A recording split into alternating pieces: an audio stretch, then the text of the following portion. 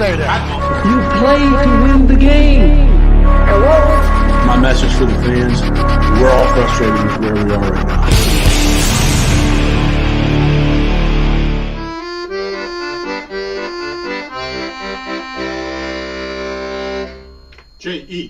Jets, Jets. Well, hello, everybody. Here we are again. This is the Thursday thick of it, right alongside one of the more important games for us as Jets fans. We're going to see what happens in the Patriots versus the Bills game. But while we're at it, we'll chit-chat amongst ourselves about all things New York Jets. I am GreenBean, and I am happy that you are here. I feel like it's been a long time since I've been with you. I don't know why that is. I was with you Tuesday. We did an after hours till like 12 midnight. I don't know why I feel like it's been so long. But here we are. I couldn't wait to get back with you guys. This is going to be a good night. I feel good about this show. We have lots of positive things to discuss.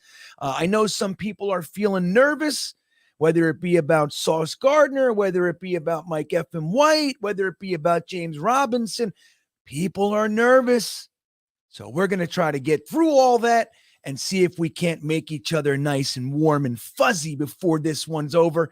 I thank you for being here. I see the comments. We'll say hello to all you guys. But up top, we had Matt B.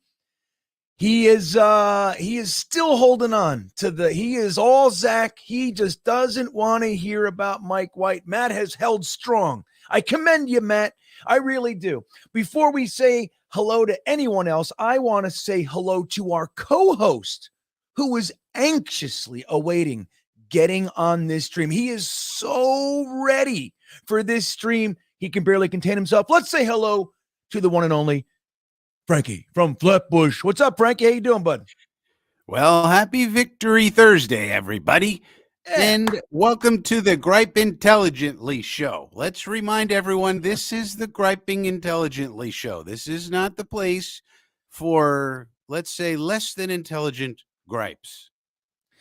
Well, and that's a funny thing. It's like, there's a lot of stupid shit going on out there, Frankie. Can we just say it like that? A lot of stupid stuff. It really is. Now, some of it is designed specifically to make you feel a certain way.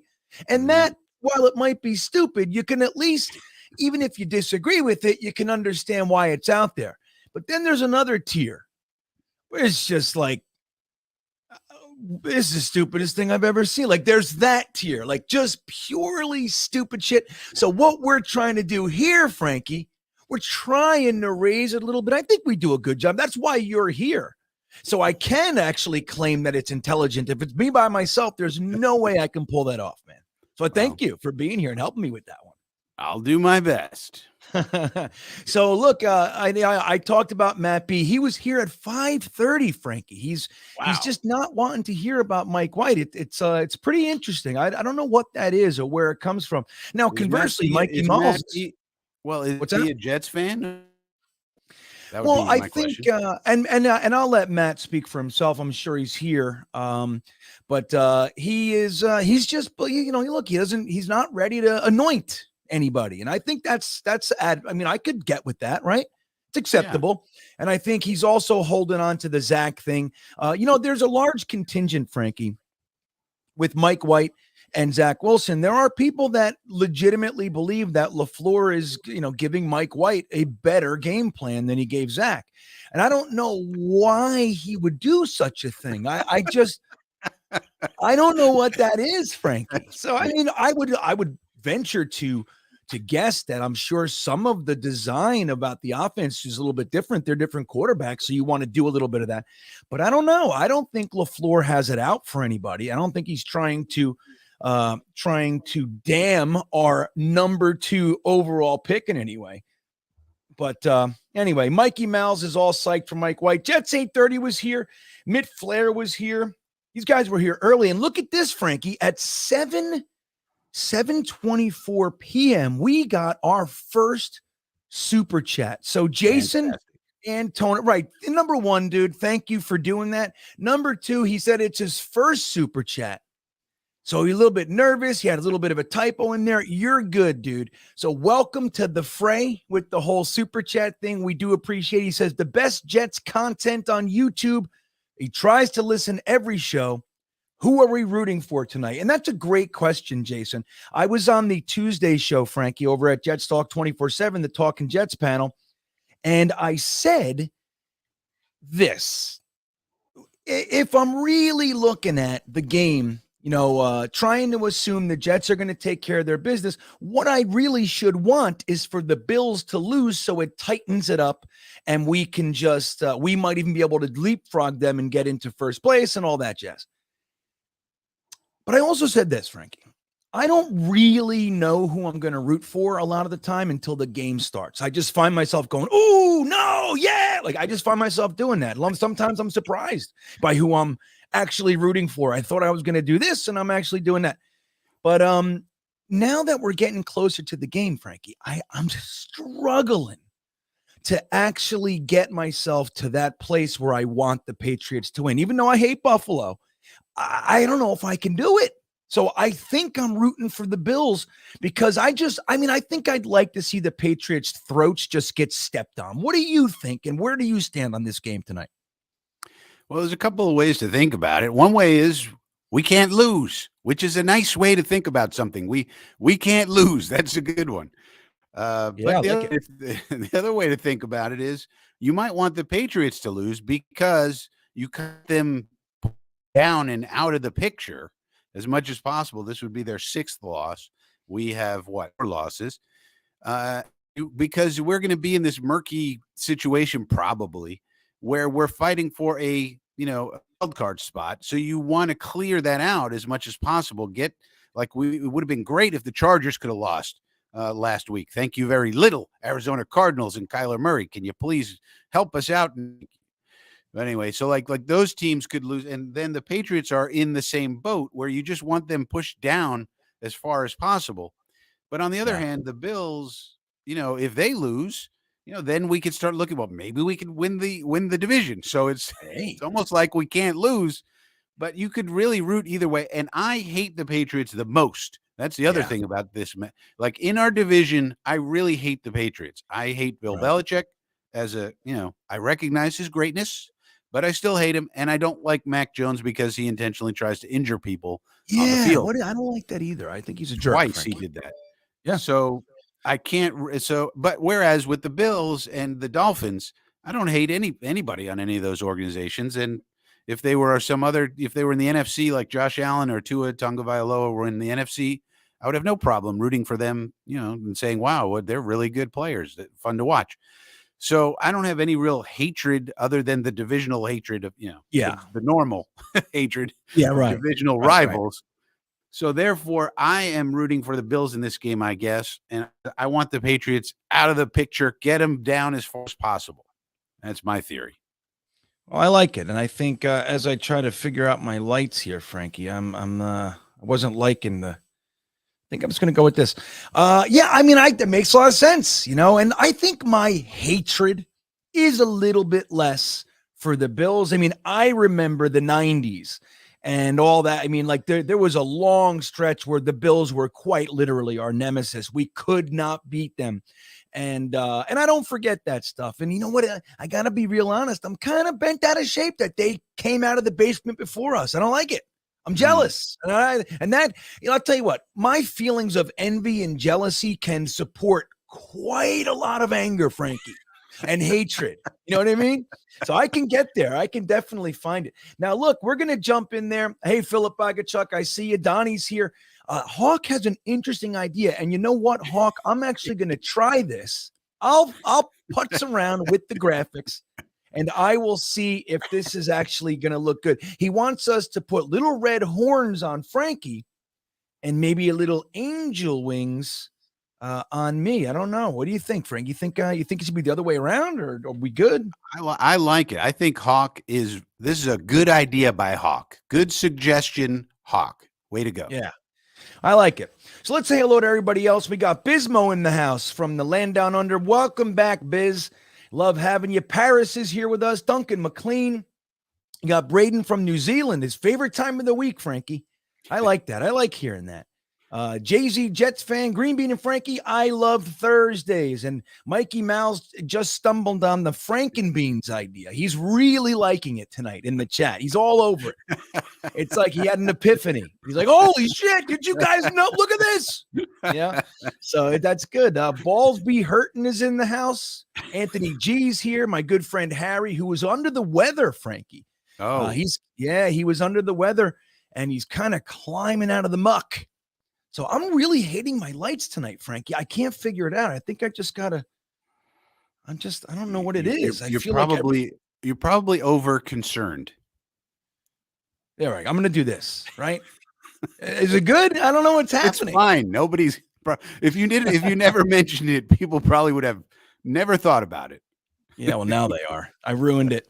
Brad again, he's confused too. His brain goes to screw them both, but let's just Viking. Right, that's it, Chris. We gotta beat the Vikings, and the good news is the Vikings beat the Bills, as we know. They beat the Patriots too, didn't they?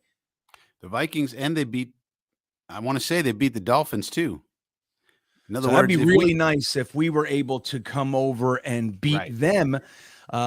Particularly like where it all is this week. It's kind of exciting, man. And they're 9-2, and we are 7-4. And sadly, two of our losses, like, look, the other two, the Ravens, sure, is a loss. The Bengals is a loss. The Patriots games are really bothersome to me because, like, there's no good reason for us to lose either one of those. I mean, 3 points and it's just gross. And I hate it because imagine if we were 9-2 right now, or even if we split, Frankie, I'd take that. If we're 8-3, I'd feel much better. But it's time for us to show kind of the NFL. I mean, and if you look at the way that this game is being broadcast nationally, most of the nation at 1:00 is going to be watching the Vikings versus the New York Jets. Now, not in Virginia, of course. I'll still have to stream it and be behind everybody. I'm going to be watching. They have the Baltimore game as the local game here. I guess I understand it, but I'm not too far. I'm like maybe 3 hours or so from Baltimore. So I do get it, but anyway, that's what's going to happen. Everybody's going to see the Jets versus the Vikings. Now, if fans, they haven't really paid attention to the Jets, damn well most of the league's fans are thinking, oh, well, of course the Vikings are going to kick the hell out of the Jets. Like everybody's expecting that. Just like they did against the Green Bay Packers, everybody thought we were just going to get shellacked. The Jets, whatever, their little miracle games, it's over. And we went in there on a national stage and beat the living hell out of them in numerous facets. We had the Quinnen blocked field goal. You had the Michael Clemens blocked punt. You had sacks and picks and touchdowns. It was exciting. So I think it's important on numerous levels, none more than just beating them, right? Of course. But I think there's a lot of little wrinkles to this one, Frankie, and I'm excited to see if we can do it. Matthew, 13400, checking in. Hey, Matt, thank you. He says, I want this damn division. MetLife in January. Frankie, can you imagine if we got a home playoff game, buddy? You know what I mean? I mean, if we won the division, that would be really something. I mean, these next two games are just so interesting to me. They're going to tell us a lot about this team. They're going to tell us a lot about Mike White, and they're going to tell us a lot about what we can really be. Is he a flash in the pan, or is he really something? And if he really is something, we can really do something because our defense is quite good. The special teams is good. The thing that's been lacking really is quarterback play. We're getting our offensive line back somewhat. Yeah. Anyways, Max Mitchell coming back, maybe George Fant next week. So Herbig coming back. So it's just these next two games are really exciting because if Mike White is for real, I mean, we could take the division. Why not? I think it's possible too, man. Like, hey, and that's where it has to start with belief. You got to believe, man. You got to believe. Now, real quick, before we talk a little bit more about belief, NCV man wants to know, is that a ukulele back there, Frankie? Or is that a real guitar? Full-fledged guitar. See that? And I'm learning, V-Man. Now, V-Man, if this is the same V-Man, he's a guitar guy. No, this is a different V-Man. This is North Carolina V-Man. Yeah, different guy. Oh, different V. We got different V-Men. Okay. All these V-Men are interested in guitars. I don't understand it. Maybe it's something in the name. But I'm learning, V-Man, so I'm not an accomplished guitarist yet, but I'm trying to learn. That's right. And you see, you can teach an old dog new tricks. You never stop learning, folks. Never Yeah. stop learning, right, Frankie? It's a good brain trick. If you just try to learn something completely out of your like, I am not a musician. I look at music, what do they call that? Sheet music. Yeah. And that makes me want to kill myself because I have no Right. idea what that's all about. These little squiggles and things, what are they talking about? So it's completely out of my nature. That makes it a good thing for me to try because my like brain just doesn't get it. But if I try, then my brain will grow, you see. Exactly right. And you a good little bit of brain growth. Nothing wrong with that. Now, the late great Kenny Rogers, when he accepted like the Lifetime Achievement Award from the whatever, the Emmys or whatever, he said, well, thank you. I appreciate it. But I made my whole career out of, stepping one step outside of my comfort zone. That's what I did my whole career. And this is the result. He just kept one step outside of his comfort zone. I thought that was brilliant. Lucas says we met at the Coney Island Cyclone. Well, that's awesome, Lucas. Did you end up getting on it with us? There was a few people that popped up and they didn't ride it with us. They were just there to say hello. I'm glad you were there, though, man. We're going to do it again next year. We're going to make this an annual thing. I even think Phil Adams is going to make it there from the UK. We got to get like Braden from New Zealand. We got to get Bismo Charismo. Just so you know, the Patriots already punted. Very good job by the Bills. We got to get Phil. We got to get maybe Captain K Techno. We got to get all you guys over to the Coney Island Cyclone. And if you guys come over from like out of the country, I'm going to tell you what. I won't even go home. I'll just hang with you all day. I'll give it a day. You know what I mean? We'll go get some pizza. We'll hang out. Then we'll get Chinese food. Holy shit, Frankie. That would be great, man. He says, freak wind catches Belichick's hoodie, blows him into the Buffalo Zoo, where lovelorn alpha gorilla repeatedly attempts to consummate their relationship. CCTV football or footage is leaked. I think that would be must-watch TV, Phil. I got to admit. Unrelated question here, Frankie. From unrelated. Let's see if the question's actually related, though. What are you hiding under that beard? My chin. There you go. Well done. Finely crafted question there. Deep, provocative. What are you hiding? My chin, buddy. What do you think it is? I got pictures out there with my face. You can see them if you'd like.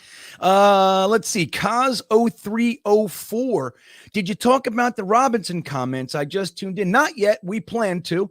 And there's nothing wrong. We could do that right now, Frankie, if you'd like. I did want to get into the game a little bit, last week's game a little bit with you first, if we could. But we could jump in there as a tribute to our friend Kazo304.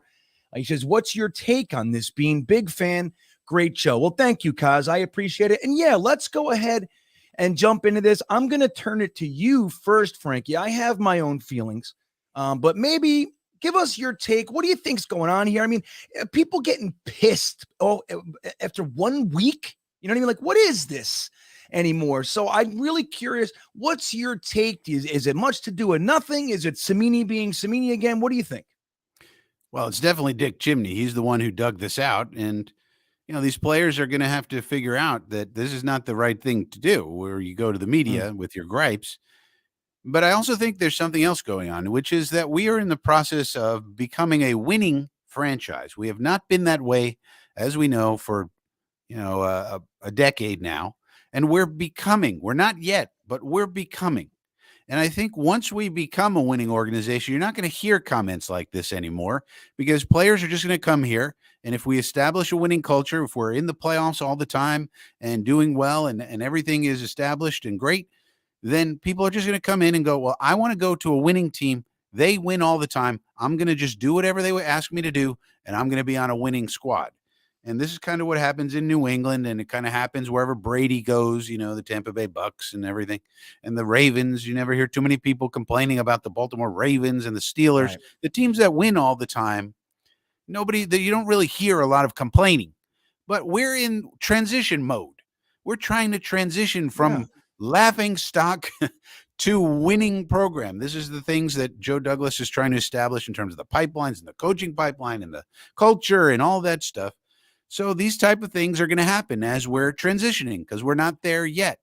And so, James Robinson probably not used to dealing with the Dick Chimneys of the world who, Yeah. He's apparently from contacted him. Jacksonville where they're all nice. Yeah. They're like, hey, how you doing tonight? Yeah. I'm good. How good But how that's- good were you in that game, James? Like how awesome were you? Oh, I was really awesome. Like, right. You know what I mean? It's that kind of question. How Well, were you able to be so good in that game? Like, Yeah, right. And that's all right. He doesn't know. He's like, we're this is literally just like a big old fashioned pile of snakes. That's where Yeah, you're right. standing right now. It's like Indiana Jones in the Temple of Doom, like, so somebody's got to prep this guy. But look, maybe he is pissed off, and that's all well and good. But Quinnen Williams had a comment this week, which I think kind of highlights what I think is going on here. Now, James Robinson, like you said, came from the Jacksonville Jaguars, and they've sucked since he's been there. So he's a loser, as far as what he's done in the NFL. He's good, he produced well, but as far as the records and the teams he's been on, he's kind of sucked. So he comes over here, and like Frankie said, we're trying to create a winning culture. Now he's bringing with him a losing culture, a losing mentality. Now Quinnen Williams said that he was used to losing with the Jets, right? I was just used to it, and it becomes acceptable. Like, guys, it no longer stings like it's supposed to. Like when you have a good team and you lose a game, it hurts. Like you're angry. You want to come back even better. All those, when you lose 6, 7, 8 in a row for 3 years, it's just like, oh, that's what we do. I'll go out there. I'll get a couple stats or whatever. And then we just lose the game. That's kind of what happens. And James Robinson is bringing with him. I mean, look, he has not succeeded in the NFL yet. So with whatever the Jets are doing, it's interesting to kind of see, like, what are you doing? Like, you've been here 3 weeks and you were inactive 1 week and you're already pissed. Like, what is this shit? And I think that's the kind of the thing that, while I'm not, writing the book on James Robinson yet, I'm certainly not like, saying he's this or that, but it's just as far as what he's doing already. This is the kind of stuff that, dude, for a losing team, as long as we've been, this is the kind of thing that takes a long time to just stamp out. And like when players come here, they already know, like, it's not going to fly there. Like you don't do that shit. Kind of like the Patriot way, right? Like, with all due respect to those pieces of shit, they do have a program that, it's been in place for decades. And when you go up there, there's like, I need to act their way. They're not going to bend to me. You know what I mean? And everybody knows that. And I think that's kind of what we're seeing. Now, I asked Y2K, because there's another take on this, Frankie. So there are some people saying that maybe Joe Douglas doesn't want to lose the 5th, because as we know, when we traded for him, we gave up the Blake Cashman 6th. But if James Robinson meets a specific plateau as far as output, his yardage rushing, then that 6th round pick becomes a 5th round pick. So it's 600 yards total. Thank you, Y2K. And what that boils down to, he needs, but isn't it 600 for us? Not just 600 total, isn't it? I thought it was 600 with the Jets. It's total. Well, that's kind of shitty. I don't like that anymore. But so he basically needs 185 more yards, 31 yards a game, and that would escalate that 6th round pick to a 5th round pick, which maybe they're second guessing right now. I don't know if they would value that to that degree, that they would take a player they think is going to help the team win a game. I don't know if they'd go that way, but maybe they are. I mean, it's just that little something, that little push to scoot you over and be more willing to check out Bam Knight. Now, what do you think? Now, Frankie, realistically, do you think that's part of the equation here, the 5th round pick over the 6th round pick? I really don't. If this was last year, maybe, because last year was down to the studs rebuild time. And this year, we're ahead of schedule. We're in year 2 of the rebuild, and we're way ahead of schedule. And I think Douglas and the whole organization understands it's winning time now. This is the time for winning. This is the time for going for it. We're in go for it mode. We're not going to sacrifice the future to go for it like the Rams or anything like that. But little things like a 6th to a 5th, we're not going to be worried about that. I would be, I'll put it this way, I would be extremely surprised if Joe Douglas had any thought about that. I think he just wants the best people he can get in there to help us win now because we have a shot. Unexpectedly, we have a shot. People were saying we're going to be 1-8, 1-9, 1-10, respected people out there in the world. Hello, Brady Quinn. But now we're 7-4, unexpectedly going for the playoffs. I really doubt Joe Douglas is going to, say, hold that guy back because of I want to give up a 6th rather than a 5th. I mean, he's not. We're not going to do that. I regret putting that in. Take him off the field. Yeah. I would be shocked if that were the case. I mean, I think we're in go for it mode. We're not worried about that at all. I think we just made it whatever it was. He wasn't showing enough. We wanted to go with Bam, and look how good Bam looked. So we made a good choice. I mean, I'll tell you. Yeah. It's good. And look, not for nothing, so did Ty Johnson. Now look, it's against the Bears. I mean, there's a written in disclaimer, even with the excitement for Mike White and all that shit. Like it's real. It's a part of it, right? Like we have to factor that in, that the defense is kind of on their heels. You know what I mean? They're not necessarily one of the better defense in the world. That said, there's still NFL players and you still have to do it. And we've definitely played piss poor teams before and looked like we were supposed to be playing them. You know what I mean? Like, so it's nice to see us elevate and rise above it. And it's nice to see guys like Bam Johnson and Bam Knight and Ty Johnson and Mike White, for that matter, actually play well. And even if this was just a game to kind of get their juices going, I mean, all three of them, this was like a coming out party for all three of those guys. So just getting them going, I think, is important as well. So Twisted wants to know if the like button was bigger, do you think more people would hit it? I do, Twisted. I think they should make the like button big. You know what I mean? They don't want or animated. Just animate it. Make it more fun to hit. Yeah. You're right. If you hey, how about this? Like if you had to like catch it, you know what I mean? Yeah, make it a game. Make it a game. We'd get so many more likes. Tony Alexio, he's coming back in with dummy, and I like it. Okay, we're playing with it now, Tony. I like it. That's his favorite word, Frankie. I'm not sure if you knew that. That's his thing. Now, Mr. Downtown, real quick, I see some other super chats I'm going to get to right now, but he says, did you know that 2 former Jets are on the Vikings? Head coach Kevin O'Connell, former quarterback here, and associate, I think it was assistant head coach Mike Pettin from the Rex Ryan era. Mike Pettin was Rex's right-hand man, everybody, and he was ended up being the head coach of the Buffalo Bills, right? Wasn't he, for a little bit? Yeah, he's been around. Respected defensive coordinator. It's interesting that they have Mike Pettin, and then their defensive coordinator is Ed Donatel. Yeah, and you'd think, and their defense is not doing well, even though they have lots and lots of good defensive players. By no means is their defense doing well this year. So you wonder about Ed Donatel, and maybe his, successor is going to be Mike Pettin. Yeah, it makes sense, right? He's already in the house. Yeah. Look, and I'll tell you what, like, yes, we have some former Vikings former Jets on the Vikings, but I think something really key to know is that we have a couple former Vikings. We have out front is obviously Tyler Conklin, who get him the ball, dude. Just get him. Players are more motivated against their former team. They are. Remember in the AFC Championship game loss against the Pittsburgh Steelers, Brian Schottenheimer decided really not to use Santonio Holmes all that much. He had some real minor stats, and Santonio Holmes was livid. Why didn't you I was on fire. I wanted to make them pay. And that should have been our game plan the whole time. Just give it to this guy and let him burn his former team. So I hope they do that with Tyler Conklin. And the other one is, he was elevated last week, I believe, Chaz Surratt, who was a really unexpected cut, Frankie, out of nowhere. This new regime kind of came in and said, you know what, Kellen Mond, get out. Chaz Surratt, get out. They just cleaned house with a bunch And of their Wyatt former Davis. draft picks. What's that?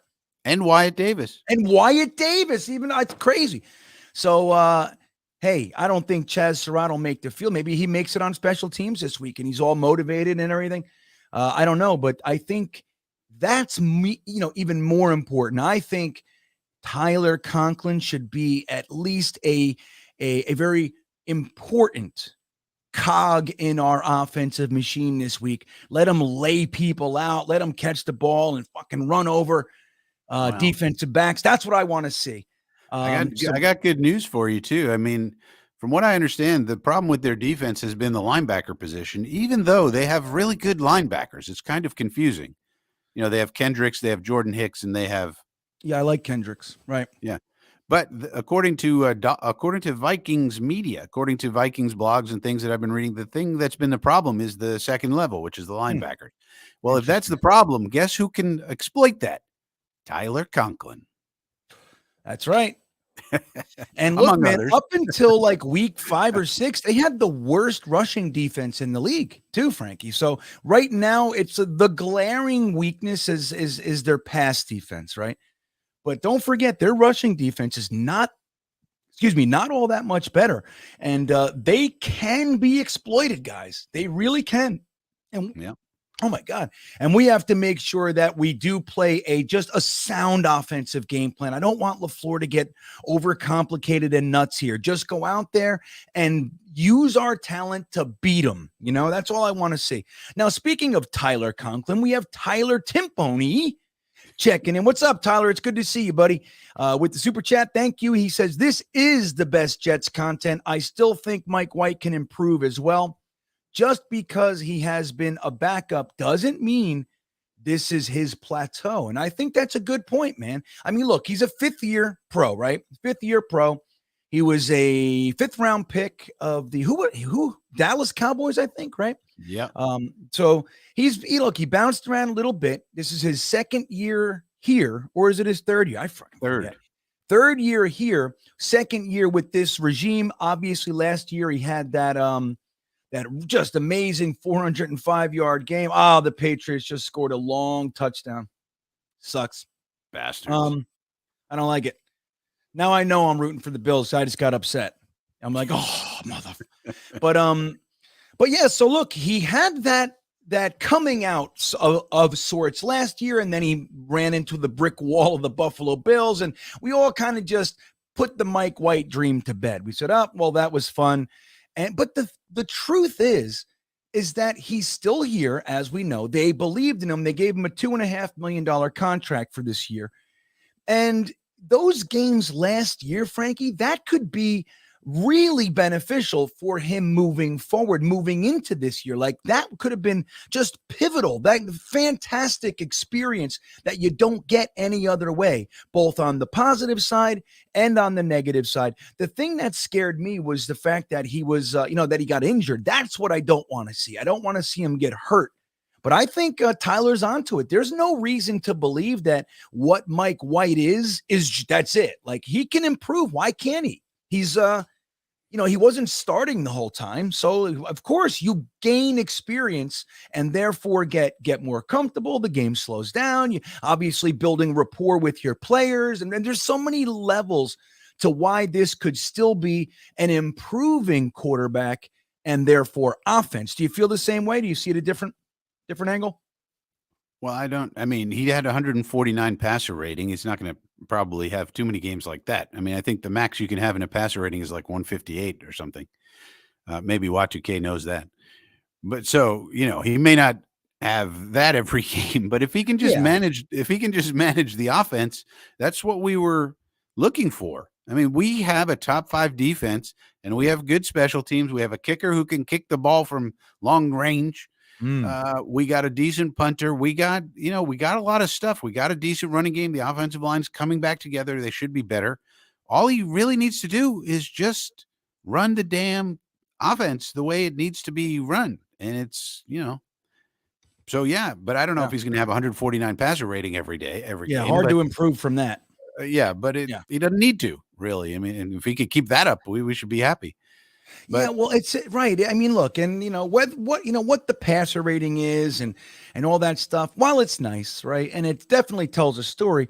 I think on the underneath all that, all we really want to see is a guy that can run the offense in a way that it's positive, right? So even when Zach Wilson had the 154 yards against Buffalo, I mean, he didn't blow anybody's doors off in that game, but we were all very happy with it because it worked. It was efficient. So, you don't always need to have gaudy numbers. Now, they're fun, and usually 300 plus yards means some good things.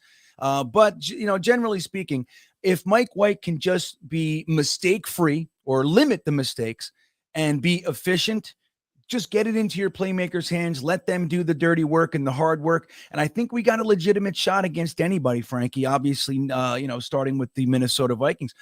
Kelvin wants us to get into the very, very polarizing Jerry Jones situation. Kelvin, with all due respect, my friend, I'm not going to go into it. I don't know enough about it to have an opinion one way or the other. I will say this. This is the one thing I'll say about all things. I do believe in the ability to redeem oneself. So what that means, and I don't know the specifics or anything, I just believe, like, if you guys saw the things I was saying maybe 15, 16 years ago, I was a piece of shit. You know what I mean? I was a different person. I was a homeless guy. I was sleeping in hallways in Newark, New Jersey. I'm a different person. So I was redeemable. So I believe that can apply. I don't know if it does, but all that said, I'm going to leave it right there. Paris wants to know if I'm going to be playing Santa Claus. You know it, buddy. I did choose not to go into the Santa school because we were driving around the country and I was going to be in Michigan. And we were going to go to Santa school and I was going to do that whole thing. But I decided not to, Paris. I said, you know what? I'm going to talk Jets instead. That's what I'm going to do. Main Jets fan, our good friend, checking in. He says, been a Jets fan since 2015. This is finally a good season. Bummed about Zach, but love it if White is the guy. Great content. Well, thanks, Maine. I don't know what would have possessed. Well, I guess 2015 was a good year. That could have. So look at that. The Bowles, Fitzpatrick, Brandon Marshall, Chris Ivory, Eric Decker, Revis. That year sucked Maine Jets fan right into the abyss with us. Look at that. I didn't know that year caught anybody. That's at least you haven't been dealing with this too long, Maine Jets. So you at least got that. But it has sucked. These have been arguably the worst years in our history. I mean, you have the Kotite years, and numerically, record-wise, we were a worse organization at the time. We had 4 wins in 2 years. We had the 1-15 year, and the before that was the 3-13 year. So you can argue that they were worse, but I'm going to tell you right now, and anybody who remembers those teams would have beat the living shit out of the Jets like the Adam Gase Jets. The Rich Kotite Jets would have stomped them up and down the street. They were a good team. They just couldn't put it together. They just couldn't win. We had talent all over the place. Now, we weren't going to we weren't a Super Bowl team or anything, but the idea that we were 1-15 was really, it just wasn't indicative of the talent on the team. That's why Parcells came in here and got us to 9-7 with very little. He just said, yeah, this team's good enough. They just have to be coached right. So anyway, welcome, Maine Jets fan. I'm happy that look, we have a good team, and I'm bummed that it's not Zach too, man. I mean, shit, you never want to see your team use a high draft pick, especially that high, on any player and watch him look like he's failing. Nobody wants to see that, and then particularly at the quarterback position, Frankie. I mean, the whole offense runs through that guy. You know what I mean? So nobody can do anything if he's off. So it's really unfortunate. And I don't know what the future holds for Zach, but I will say it's nice that Mike White came in and looked pretty good because, man, it would have sucked if he didn't. Like, if Mike White would have came in and just looked like complete dog shit against the Bears, we'd be in a real problem because then you got Flacco and then Tony Alexio and everybody else would be going, Stravler, come on. That shit would be out there. So anyway, let me make sure Jeremy is it. There it is. Okay, I got it. Thank you, Jeremy. Where did it go? All right. Unrelated question is back. He was the one who wanted to know what's under my beard, Frankie. This is him. Let's see if this question's a little deeper. If JD is able to manipulate the cap a little this offseason, how would you guys feel about pairing Darren Payne next to Quinnen Williams? That'd be deadly. Well, I mean, look, there's all this talk about Aaron Rodgers and Quinnen. I mean, we're going to have some real, difficult decisions to make next year. What do you think about his idea here, Frankie? Number one, you think it could happen? Number two, how'd you like this one? Do you think it's a good idea? I love this idea, and I've said previously, Daron Payne would be one of my targets. He's from Washington, and he would be fantastic on our team. Perfect guy to target. He's going to be expensive because he's very good. Now, let me look at that. I'm going to see what his value is. Hold on a second. But the other thing I would say, 19 million. Yep. Yeah, he's going to be expensive. So yeah, that's a problem. But the other thing you have to, but I love the player and I'd love him on this team. He'd be perfect. We need a guy like that. But we also have to figure out what the big picture is. Just picking one guy and saying, can we get this guy? Can we get that guy? It depends. It depends on the overall picture. And number one, and the other thing that's probably the first priority is going to be this offseason is going to quarterback. Because what the hell are we going to do? If Mike White plays well the rest of the way, every single game against the good teams like the Vikings and the Bills and all the good, whatever good defenses there are out there that we have to play coming up, maybe Jacksonville has a decent defense. Let's say he keeps playing well every game, boom, boom, boom, boom, and we win a bunch of them and we win 10 or 11 games and the playoffs. Okay. Okay, that's great. But guess what? Mike White is a free agent. So what the hell do we do with Mike White? And how much money do we give to him? Right. So, and we got to take care of that first. And before we think about the Daron Paynes and do we retain Sheldon Rankins and do we retain, what about all the expiring guys? What about Connor McGovern? What about George Fant? What about LaMarcus Joyner? What about Quincy Williams and Quan Alexander and all these people? So you got to look at the whole picture. But generally speaking, I love Daron Payne. He'd be perfect for us. He's going to be expensive because he's so good, but he would be perfect for our team if we could get him. But we have a lot of fish to fry. Most importantly, quarterback, because the idea with Zach was one of the reasons we moved on from Sam Darnold was the salary issue. If you get a Zach Wilson and can get him good enough by year 2 and then good by year 3, which was the goal, then you would have a young, inexpensive quarterback and you're set there. Yep, and then you go and build the team around that. But if that's not going to be the whole case, idea, right, Frankie? That's the whole plan. The whole idea. That was the whole plan. And now, what are you going to do with Mike White? And I'll tell you what I would do. Would you like to know, GreenBean? My interest is piqued. Well, what I would do, I would offer Mike White today a contract that has protection on both sides. So I think what we've learned about Mike White, he's at least good enough to be our long-term backup, right? I think we can all agree to that, at least that much. Yeah, definitely has the ability to come in and win you a game, right? Yeah. He should be at the very least a good B2 at the very least, and maybe he could be much more than that. So what you do is you offer him a contract now before the bidding starts at the end of the year, because there's risk. He might go out and stink. He might go out and get injured. So there's risk for the player. There's also risk for the team. The team risk is he goes out and kills it. And then when at the end of the season, the market is super escalated for him. Yeah. So I would offer him a contract now that's a high-end backup contract number, like maybe 10, 11 guaranteed. So he gets that with escalators for starting a number of games, being a certain quality, reaching the Pro Bowl. So he can make up to 25, 30. He can be a big boy, quarterback if he's our starter, which we don't know. And if he's really good, but it protects us that if he's not that, then he's just a high-end backup and gets backup money.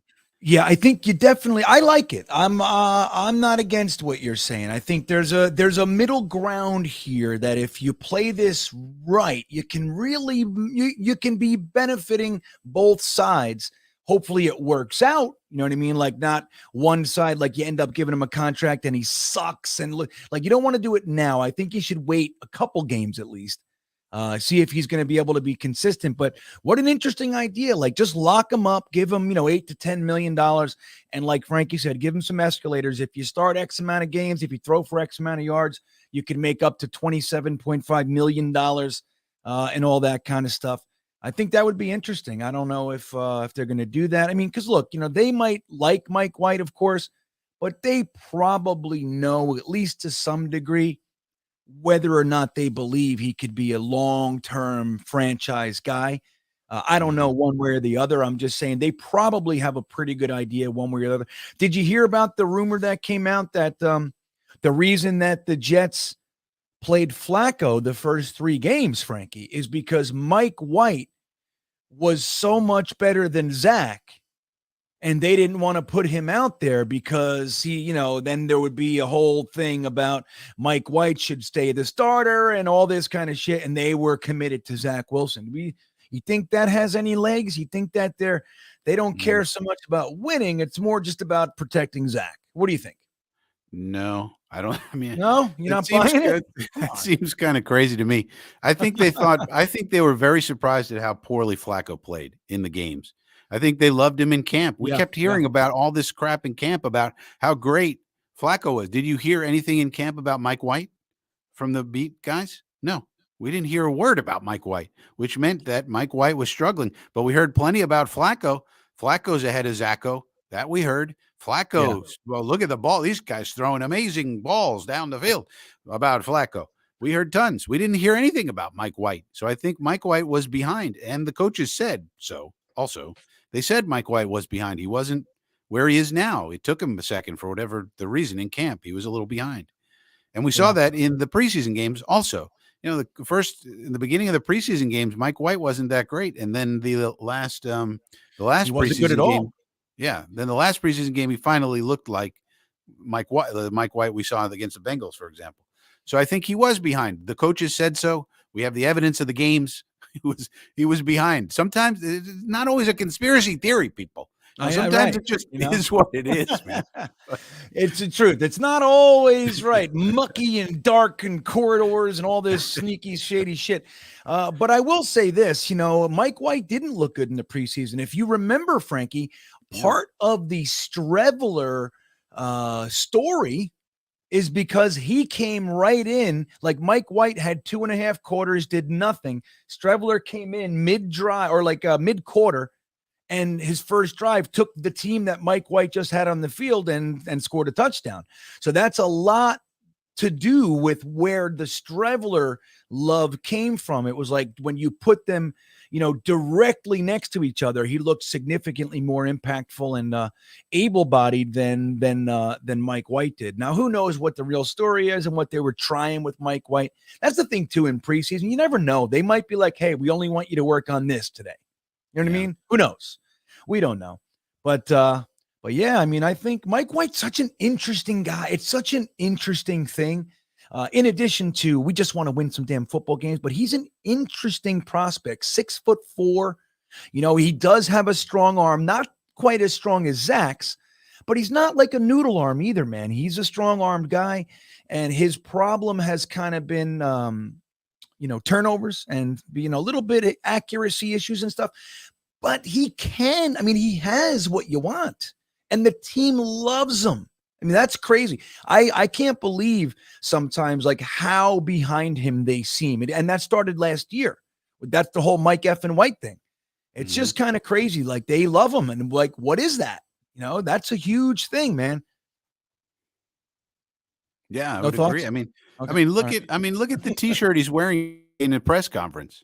He's wearing Ty Johnson shirt. That's what you do. Dan Orlovsky had a great quote when he was talking about Zach Wilson, which I think applies to every quarterback. He said, and it was instructive. He said, when you're the quarterback, you get treated special. You wear a red jersey. You have special rules about tackling you have a slide rule. You get treated separate and different by the rules and by the coaches. And the other guys are like, all right, this guy, he's a quarterback. And this applies to all quarterbacks. They get treated special. So when you are in front of the media or anytime, that you're talking, you have to look at that and take that as an opportunity to take every bullet. You have to take every single bullet for your teammates. That's what you need to do. Yeah. So one way to do that, wear a Ty Johnson t-shirt and show support, show support for Ty Johnson, a little known player, and anytime something bad goes on, it's on you. You as a quarterback say it's my fault. Right. I did wrong. And when something goes right, you say it's we and us. But You don't say anytime it was the anything goes wind. wrong, you say me and I. But what about when it's windy out there? You don't say, look, guys, it's windy out there. And you say, I know. it's me. It's That me. I know. my When I was fault. listening to that, I was like, "Oh, come on, Zach." You know what I mean? Come on, Stop. dude. Come on, man. But Especially look, because Mac Jones had Well, 250 exactly. yards in the same wind, guy. exactly. Well, look, and dovetailing with this, with what we're talking about, Mark Riz, my good buddy, a beanbagger. Thank you, Mark. He checks in with a super chat, Frank, and he says, "I'm telling you, I got a feeling Mike White might be the guiding light, Frankie. I'm not saying he just rides the coattails, but our team is loaded the next 3 to 4 years. Maybe we developed the other quarterback." Well, let me say that Mark Riz, number one, I felt a little something of excitement in my chest just reading that. So I think that's good. I'm in. But wouldn't it be beautiful if for once, the Jets were the team that had Dak Prescott sitting on the bench, while the other guy, while Tony Romo was struggling or whatever? Wouldn't it be great for us to be the team that actually has a guy that can come in? Look, he's been here 3 years. He's been working with this staff for 2 now. Like, wouldn't it be nice? Everything's there. The team loves him. We have the talent. They brought him back for $2.5 million. He was a priority of sorts, right? He's 6'4". He's got a strong arm. Like, everything's here. Why not us, Mark? And that's kind of what Frankie and I are talking about. It's really interesting. Like, look, last year when he came out and had that 405-yard game, it took the world by surprise, right? Nobody saw that coming except maybe Mike White. You know what I mean? Like, nobody saw it coming. The following week, you got to remember, man, like, he came out in that Indianapolis game and looked lights out. That first drive, he ended up scoring. I think it might have been a second drive, whatever it was, but he looked really good while he was on the field. We were moving the ball well. It culminated with a score to Elijah Moore in the left side of the end zone there. And it looked like he was just going to continue. And then he hurt his finger, and then Josh Johnson came in and he looked freaking great, so that was a defensive thing. Our defense ended up losing that game for us. But it's interesting because then he comes back in Buffalo and he obviously looked bad and everything. But Mike White on an NFL stage, guys, showed he can play. Like, it's not just, preseason. This isn't the third string quarterback beating guys that are going to be working as cashiers next week. This is real NFL games. Like, he's done this. And I think it's interesting, Mark. Like, I'm really excited. I find myself, like, my excitement hits a wall, Frankie. Like, I can't allow myself to go past that just yet. I don't know. It's just like like an instinctual defense mechanism I have now with the damn Jets. It's like, I just can't allow myself to get all the way there. But if Mark Riz has that feeling, Frankie, he might be the guiding light. I like it. I'm in. Well, what do you think they do with Zach, though? I mean, we're locked with Zach. I mean, we can't do anything with him for 2 years. What do you think they do? In the event, I'm sorry, Frank, not to step on you, but in the event what Mark says is true, he's the guiding light. He's our guy. There's no questions about it. He's the guy. What do you think we do with Zach? Is he just the backup quarterback? I mean, 99% of the time when a starting quarterback loses his job, they get him off the team. No team ever keeps the guy. So what do you think the Jets do in this situation? I wonder if that is true. Do they never keep the guy? But almost never. Yeah, almost never. I forget the stat. A couple years ago, I looked it up. I was talking about it. I don't know how many, but it was like, yeah, it's almost never like the next year. Obviously, that year, if he gets relegated to backup, he's still on the team, but they look to move the quarterback. Maybe Y2K can look that up. I'm not sure. How many times does a starting quarterback lose his job, an established starting quarterback lose his job and stay on the team long term, at least for a couple years? Well, Interesting. and as long as he's not, so one thing I would say to Mark is let's be careful about recency bias. So we just saw him have an amazing game, so we got to be a little careful. That's why the next 2 games will be really instructive, because if he continues against the Vikings and especially the Bills, right, then you can kind of go, okay, maybe this guy is the guy. You'd feel a little better. But then secondarily, as long as he's not causing a locker room problem or anything like that, and the guys like Zach, and he's fine, and everybody's fine with him. I mean, he's making $9 and then $11 million the next 2 years. We would just decline his 5th-year option. He would be a normal priced backup, and for a backup, you could do a lot worse than Zach Wilson, obviously, from a coming in and managing the team perspective. If White were to be injured or what have you. So unless he's going to cause a problem, unless there really is a problem in the locker room with the fellas, then I'd just keep him around as the backup, and he'd be a good backup, and we'd have 2 good quarterbacks maybe. What's wrong with that? Well, if you listen to Bill Parcells, that means you have none. You Well, got 2 quarterbacks, you really have none.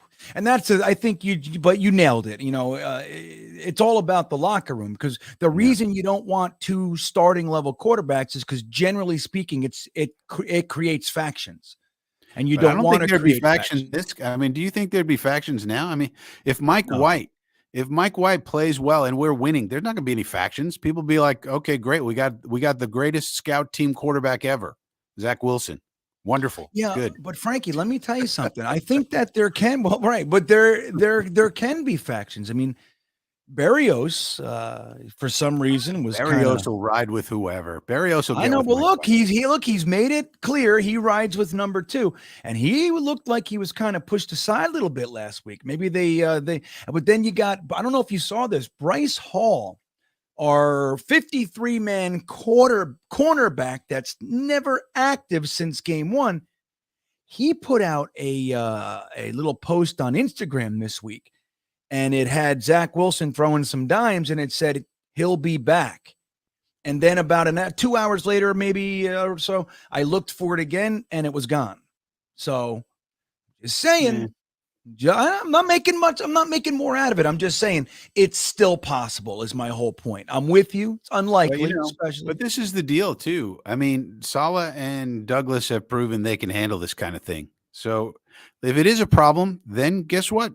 They'll look around and see what people are going to offer for a trade. And if the trade makes sense, they'll make a trade. I think maybe a 2nd, a 4th, and a 6th. That's what Joe Douglas could make it happen. If we could do that for Darnold, I mean, Carolina's looking for a quarterback, I heard. Yeah, maybe. I know, right? They're a quarterback collection agency. That's what they are.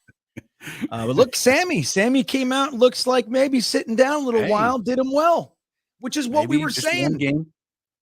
He said that. I know. Well, look, but Sam Darnold needed to sit after his traumatic experience here with Gase and no quarterback coach and all the stuff that we said a million times. He could really use some time just sitting back. And look, maybe it worked, Frankie. Who knows? We'll have to keep our eye on that. So, Scott, well, real quick, Y2K says that we did keep Vinny Testaverde for 1 year after Chad took over. So that's one example. So you got that.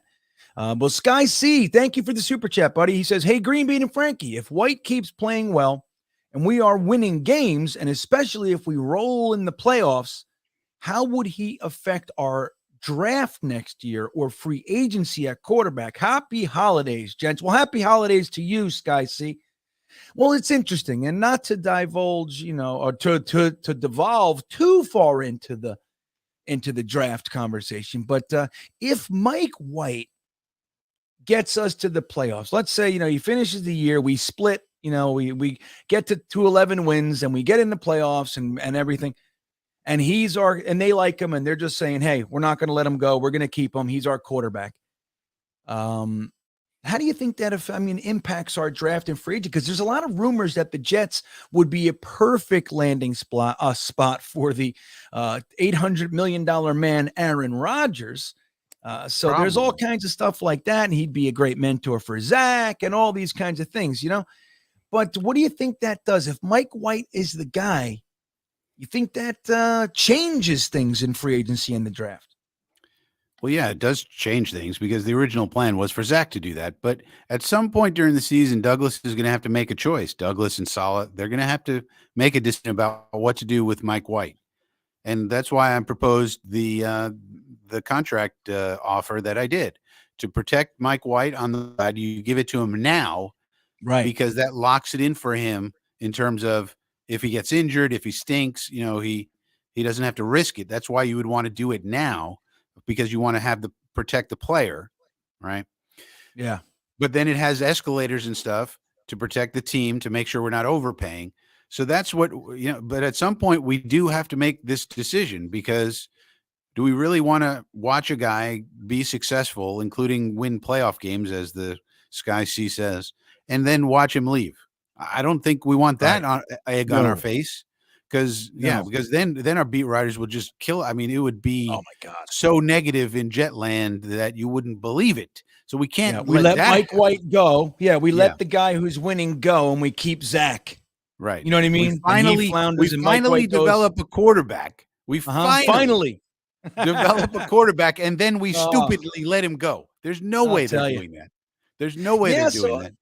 Right. So I think these games are going to be really, obviously, and we know this, but they're going to be extremely important, not only for what ends up happening with this season, that's a little bit better than a lot of us even expected, while we looked for progress and we thought we had a pretty good squad.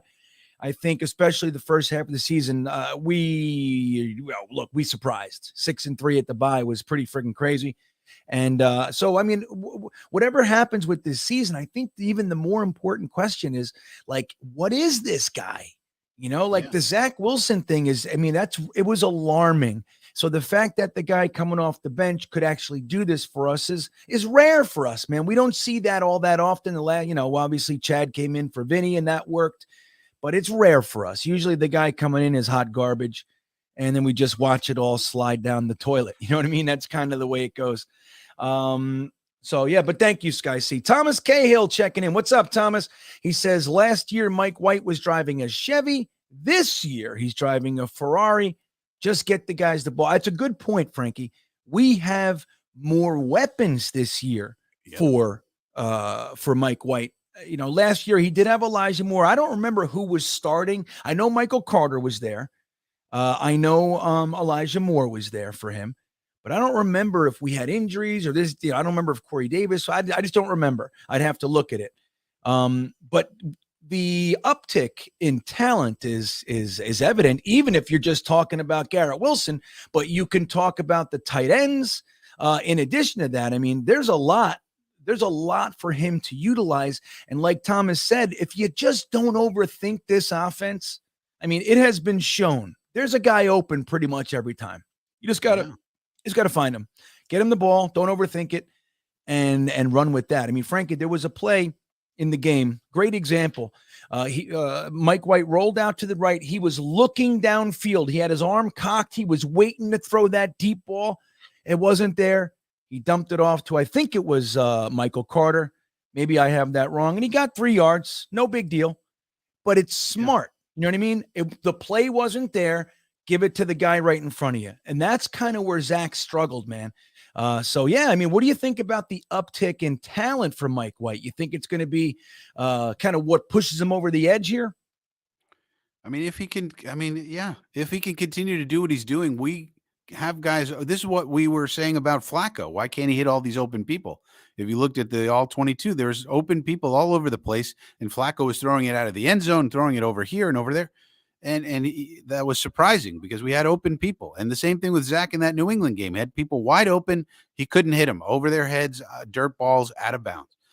In this game, all White did was just hit open people. And when people aren't open, as his primary read, he would go to his hot very quickly and get it to them. And another play was similar to the other one where he's getting pressured and he's looking for Uzama on a drag. Uzama gets caught up in the wash. He's not there. He manipulates the pocket, which is what we wanted Wilson to do. He didn't do a pirouette. He didn't do a moonwalk. He didn't do a spinaroo. Right. He just manipulated the pocket a little bit, got outside, throws it to Ty Johnson. The guy kills him. Okay. He just bought himself a little bit of time. He got whacked, which is what you have to do when you're an NFL quarterback. Right. A lot of times. He got it to Ty Johnson. He gets the ball. He gets 16 yards. That's the kind of play that we were looking for with Zach or anybody, or Flacco or Zacho or anybody, because that's what you do. If one isn't open, if A isn't open, you go to B, and you do it quickly in a very timely way. And if you need to manipulate the pocket, you manipulate it to give yourself just enough time to get the ball out. And that's what he did. It was very impressive.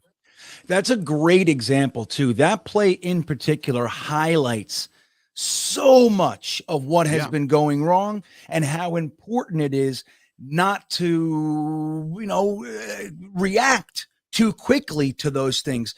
Sometimes you just gotta, like Frankie said, you just gotta stand there. You gotta take the hit to get the play. Sometimes that's just what you gotta do. And Zach, damn well. I mean, look, we're all supportive of Zach, the whole thing. Damn well in that exact play, if all you did was pick Mike White up, put him out, and drop Zach Wilson in, damn well he's taking off. He's running. He's going out the back. He's going. He's pirouetting out and running around. And you don't need to do that. You need to do the things we've said that we wanted to see him do. That he did in the Buffalo game. Give him credit for that. Yeah, did sure. do a good job there, but why he couldn't do it consistently enough of just manipulate the pocket just enough, get it to your hot, take the pop, and move on. And that was a 16-yard play. Very simple, but it got us 16 freaking yards. 16 yards, dude. And a first. And it's Ty Johnson. That's not even one of our biggest weapons. It's Ty freaking Johnson, who's like weapon number 79 on our team. Just get it to these guys. They'll do it for you, buddy. Yeah. And it's such a great example. And we talked about it a lot this week.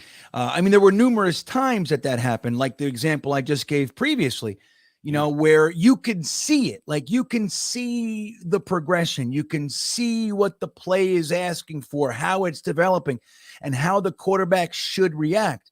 How many times Jeremy and I were watching the game on the stream and we're yelling, he's open, hit him, and it's just not happening. Like another great example was early in the game. I think it was the first drive. They roll him out to the left, and Conklin was scraping maybe he had 7 yards deep. He was scraping along with him. He just hit him. He didn't overthink it. Just get it to him. Ended up getting the first.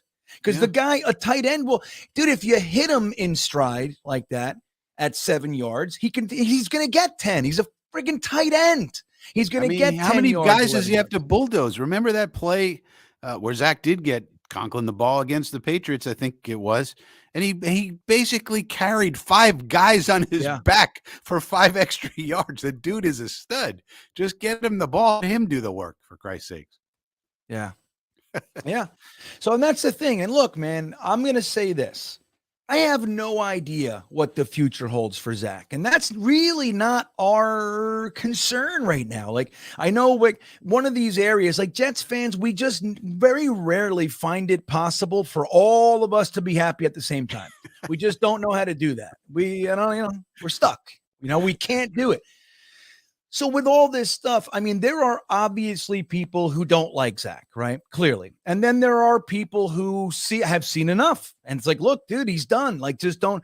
But then I think the larger contingent would be very supportive. If hey, man, if he could come in and play and be effective, we'd be happy. And dude, he's halfway through his second season. Like, look at Geno Smith, just as one example, but lots of guys take a few years. But it's about our team now. And that's where the mud comes in. That's where the difficulties arise. And it's just like, hey, let's just all root for the Jets. You know what I mean? Let's just root for the Jets and not take Zach's benching as a personal affront on my feelings or my opinion. Look, how much I'm getting my balls busted about Ty Johnson this week? As if I haven't been talking about the need to use him for fucking 2 years. I haven't been the one saying Ty Johnson should be the lead back. Come on. But also the thing about Ty Johnson is, nobody could have predicted his improvement in pass pro and blitz pickup. The kid has really improved Yeah, in he's working pass on it. pro and blitz pickup this year. Who could have predicted that? Which means you can put him on the field more often, and specifically in 3rd and long, situations where you might need him to do a blitz pickup, or if the guy doesn't blitz, he's out in the flat and he might get a pass. But you can't have him on the field if he can't do the blitz pickup, right? So, but that's the sort of thing where you were supposed to divine that he would, he would really improve in that area. It's great that he is, but it's hard to exactly predict it, Totally. Well, I think here's the thing with Ty Johnson, and I am as happy, if not more happy than anybody, that he had the impact that he had, right? I don't give a shit. He's a Jet. I love it. I'm totally behind him. The problem is, guys, is that he's done this before. Whether it was the first year when we plucked him off the waiver wire from the Detroit Lions, he had, I think, 200-yard games, maybe only 1 or 2, whatever it was. He looked good, and that's why we were excited about him going into last year. Last year, don't forget, he had some really good games, man. Really the Bengals good. the Bengals game with Mike White, he was killing it. Right. So the problem with him is that he has, and look, you guys know the thing that I said I don't like is I hate feast or famine players. I don't dig it, man. I would rather have a little bit less production, but consistent than really good and really bad. That's Zach does that. He has a great game and then he sucks, but Ty Johnson, I'm rooting for him, man. I would like nothing more than to see Ty Johnson just continue this development and work himself into a more consistent back. Like Frankie said, one of the things that I really didn't like about him was his pass protection. Last week, did a pretty good job, man. So good. If he's able to work on that stuff, I think it's fantastic. But again, the problem I have with Ty Johnson is not that he's not talented. It's that he's feast or famine. 1 week, he's looking great. The next week, he's dropping passes and fumbling the ball. And that's not going to work. That's not cool. Hopefully that's all in the past. That'd be really nice. Tony Alexio reminding us that he'd like Streveler to play. That's new for you, isn't it? He hasn't said that yet, or at least he hasn't reached 100 times yet. Anyway, Darrell Revis checking. What's up, man? Good for you, buddy. He got in the Ring of Honor last week, Frankie. This is the real Darrell Revis, by the way. I'm not sure if you know that, even though he spelt it wrong. I think it's spelled wrong, right? There's no E, is there? Is there an E in Darrell Revis? I think that's right, actually. Oh, yeah? What do I know? Right. So he said, thank you for the super chat, Darrell. He says, what's the ceiling for Mike White? Should we still draft and develop a quarterback or develop Zach instead? Love developing Anthony Richardson in this offense. Well, it's tough to say, Mr. Revis. It's really tough to say at this point. Again, we have Zach. I mean, cutting him would be, it's very expensive to cut him. Now, can you trade him? I think there's still dead cap hits. If we trade him, maybe Watu can get us that. If there's what the numbers are, the dead cap, if we cut and or trade Zach Wilson. And then there's the whole idea, dude, do you really cut a guy after a year and a half? You know what I mean? I don't know. But if Mike White really is good, if he's really good and we like him and he gets us in the playoffs, I think the idea of drafting and or signing a free agent quarterback goes away. I mean, you got your guy. And if you like Zach as the backup, then you like Zach as the backup. Maybe they like Streveler. You can let Flacco go and kind of walk off into the sunset. And then you got your guys. You know what I mean? I don't know. I don't think I'll so. tell Frankie, you who I want. If we do the Mike, let's say we do the Frankie Mike White contract. Let's say Joe Douglas listens to this. He heard my contract. Right. Situation. He says, okay, okay, that's a good idea, Frankie. I'm going to do it. Yeah, I never thought of that. But of course he's thought of that. But let's say we do that. And then Mike White goes into next year as QB1. Let's say he plays well and, et cetera. And Zach, we hold on to Zach. He's not causing a problem in the locker room. He's being a good boy. And we keep him for QB2. I'll tell you who we should get for QB3. Obviously, Joe Flacco goes away. Bye-bye. But the QB3 could be a man named Josh Dobbs. How about Josh Dobbs? Can I get Josh Dobbs on this team somehow, some way? I've been talking about Josh Dobbs for 2 years now. I'd like to get him on the team. This is a way to do it, because then you'd have White, Wilson, and you really just need a low tier, free agent guy. You don't need a big dollar guy, or you don't need to waste a draft pick. Just get a Josh Dobbs. Very smart, brain out the building, and I want him in the room for that brain of his. He'll figure out 2 or 3 things guaranteed during the year. Right. Just being smart as he is, he'll figure out 2 or 3 things that'll help you win a ball game. Telling you. There you go. All right. Frankie's all about the smarts. That's what he wants. Joe Buddha, this is very important. He says Dick Chimney reported that unnamed sources have said Greenbean is insisting Ty Johnson start and the Jets game plan around him. I know. I mean, people don't believe us, Joe. That's what's going on. Matt B, our loudest Zach supporter, he says Elon Musk Neuralink is coming out, and maybe Zach gets that going, and he's Zach 2.0.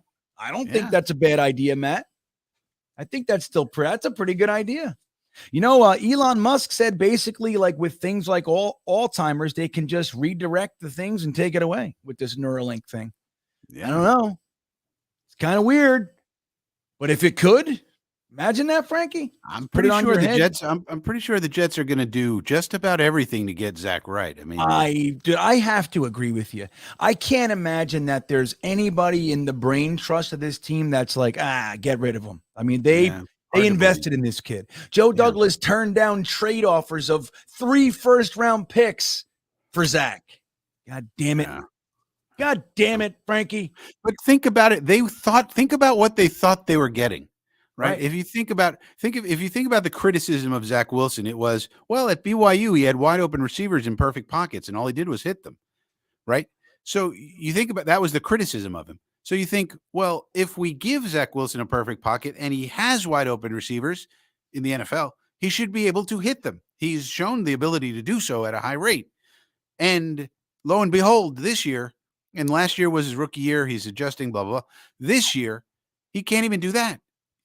So you have to go, what the hell is going on here? So it's got to be mental. And I'm sure they're investing in just about every sports psychologist, Neuralink. Let's get every electroshock therapy. Let's get everything on what's got to be something with this kid, because we've seen him do the basic stuff, and now he can't. So it's got to be mental.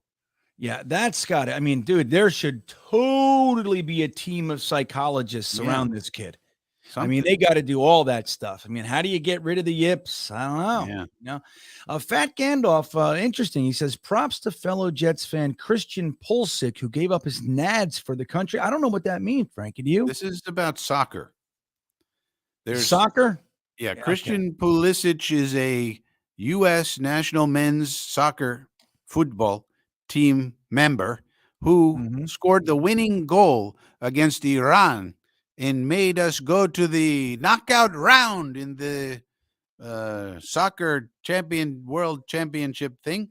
And he got injured in some kind of way, but I guess it was by getting hit in the nuts. Maybe he should wear a cup. I don't know. Well, hey, then, congratulations. Good for him. He's a Jets fan. I didn't know he was a Jets fan, so that's he's good. A Jets fan, but he's an American. He plays for the U.S., so go USA. Yeah, go USA. Now, thank you, Fat Gandalf. I didn't even know. I'm not watching that stuff. I just don't. Not that I wouldn't. I'm not like anti or anything. I just haven't been. So there it is. Okay, checking. He says, Greenbean Jets fan, breaking news. I smell a Bills beat down of the Pats tonight. Yeah, I mean, they're looking like they kind of have control of this game. You never know. Yeah, I mean, there was the last play, Josh Allen had, 15 seconds to throw the fucking ball. I mean, it was literally like 10 seconds. So it was unbelievable. I mean, he ended up being an incomplete pass because they had nobody open, but still, man, I think as the game goes on, I think the Bills are going to take this one. But yeah, and that's good because then the Patriots just go lower and lower. That's good. That's very, very positive turn. Good. Especially And then we'll because just the have to other keep thing, pace. we didn't talk about this, Green Bean, but we don't have any tiebreakers against New England. Obviously, they beat us twice, right? So if we were going to tie with anyone, we don't want it to be New England. So we should especially want New England out of there, because let's say we beat somehow Buffalo. I mean, we could beat Buffalo and Miami coming up and be 2-0 against both of them. And if Yeah. we happen to wind up tied with them, then we would have the tiebreakers against both of them. So that's another reason to root against the Cheatriots. Cheatriots. That's right. The Yeah. Bella Cheats. Bella Chickens.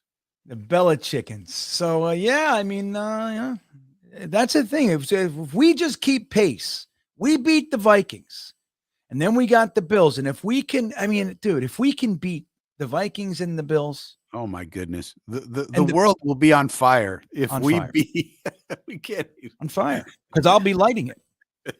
At least little parts of it, Frankie. Capital Cards and Collectibles. Look at this. It says, check us out. Thanks for supporting an American family-owned and run business. Well, reach out, Capital Cards. Maybe you email me. Maybe we get something going, man. Give me some We're open for collectibles or business. something, and we can give some stuff away. Get your Yeah, name we're out. open for business, and we're totally not against money either. That's right. We love it. We're Speaking totally of not which, against it is time, Frankie. It is time to talk about our sponsor. It is December 1st, and as of December 1st, we are officially, this is no longer a trial thing, Frankie. We are literally sponsored by, let me get it up here. Where is it? And Manscaped. There they Wow. are, Frankie. What We do you are? think of that? That's Oops. fantastic. I didn't even know that was happening. We are sponsored by somebody, people. That's right. Now, let me fix the background here. 1, 2, I gotta- 3 o'clock, 4 o'clock, rock. 5, 6, 7 o'clock, 8. I don't know what the hell that was all about, though, Frankie. That got weird there. That was the Monday Night Mock. You see that, guys?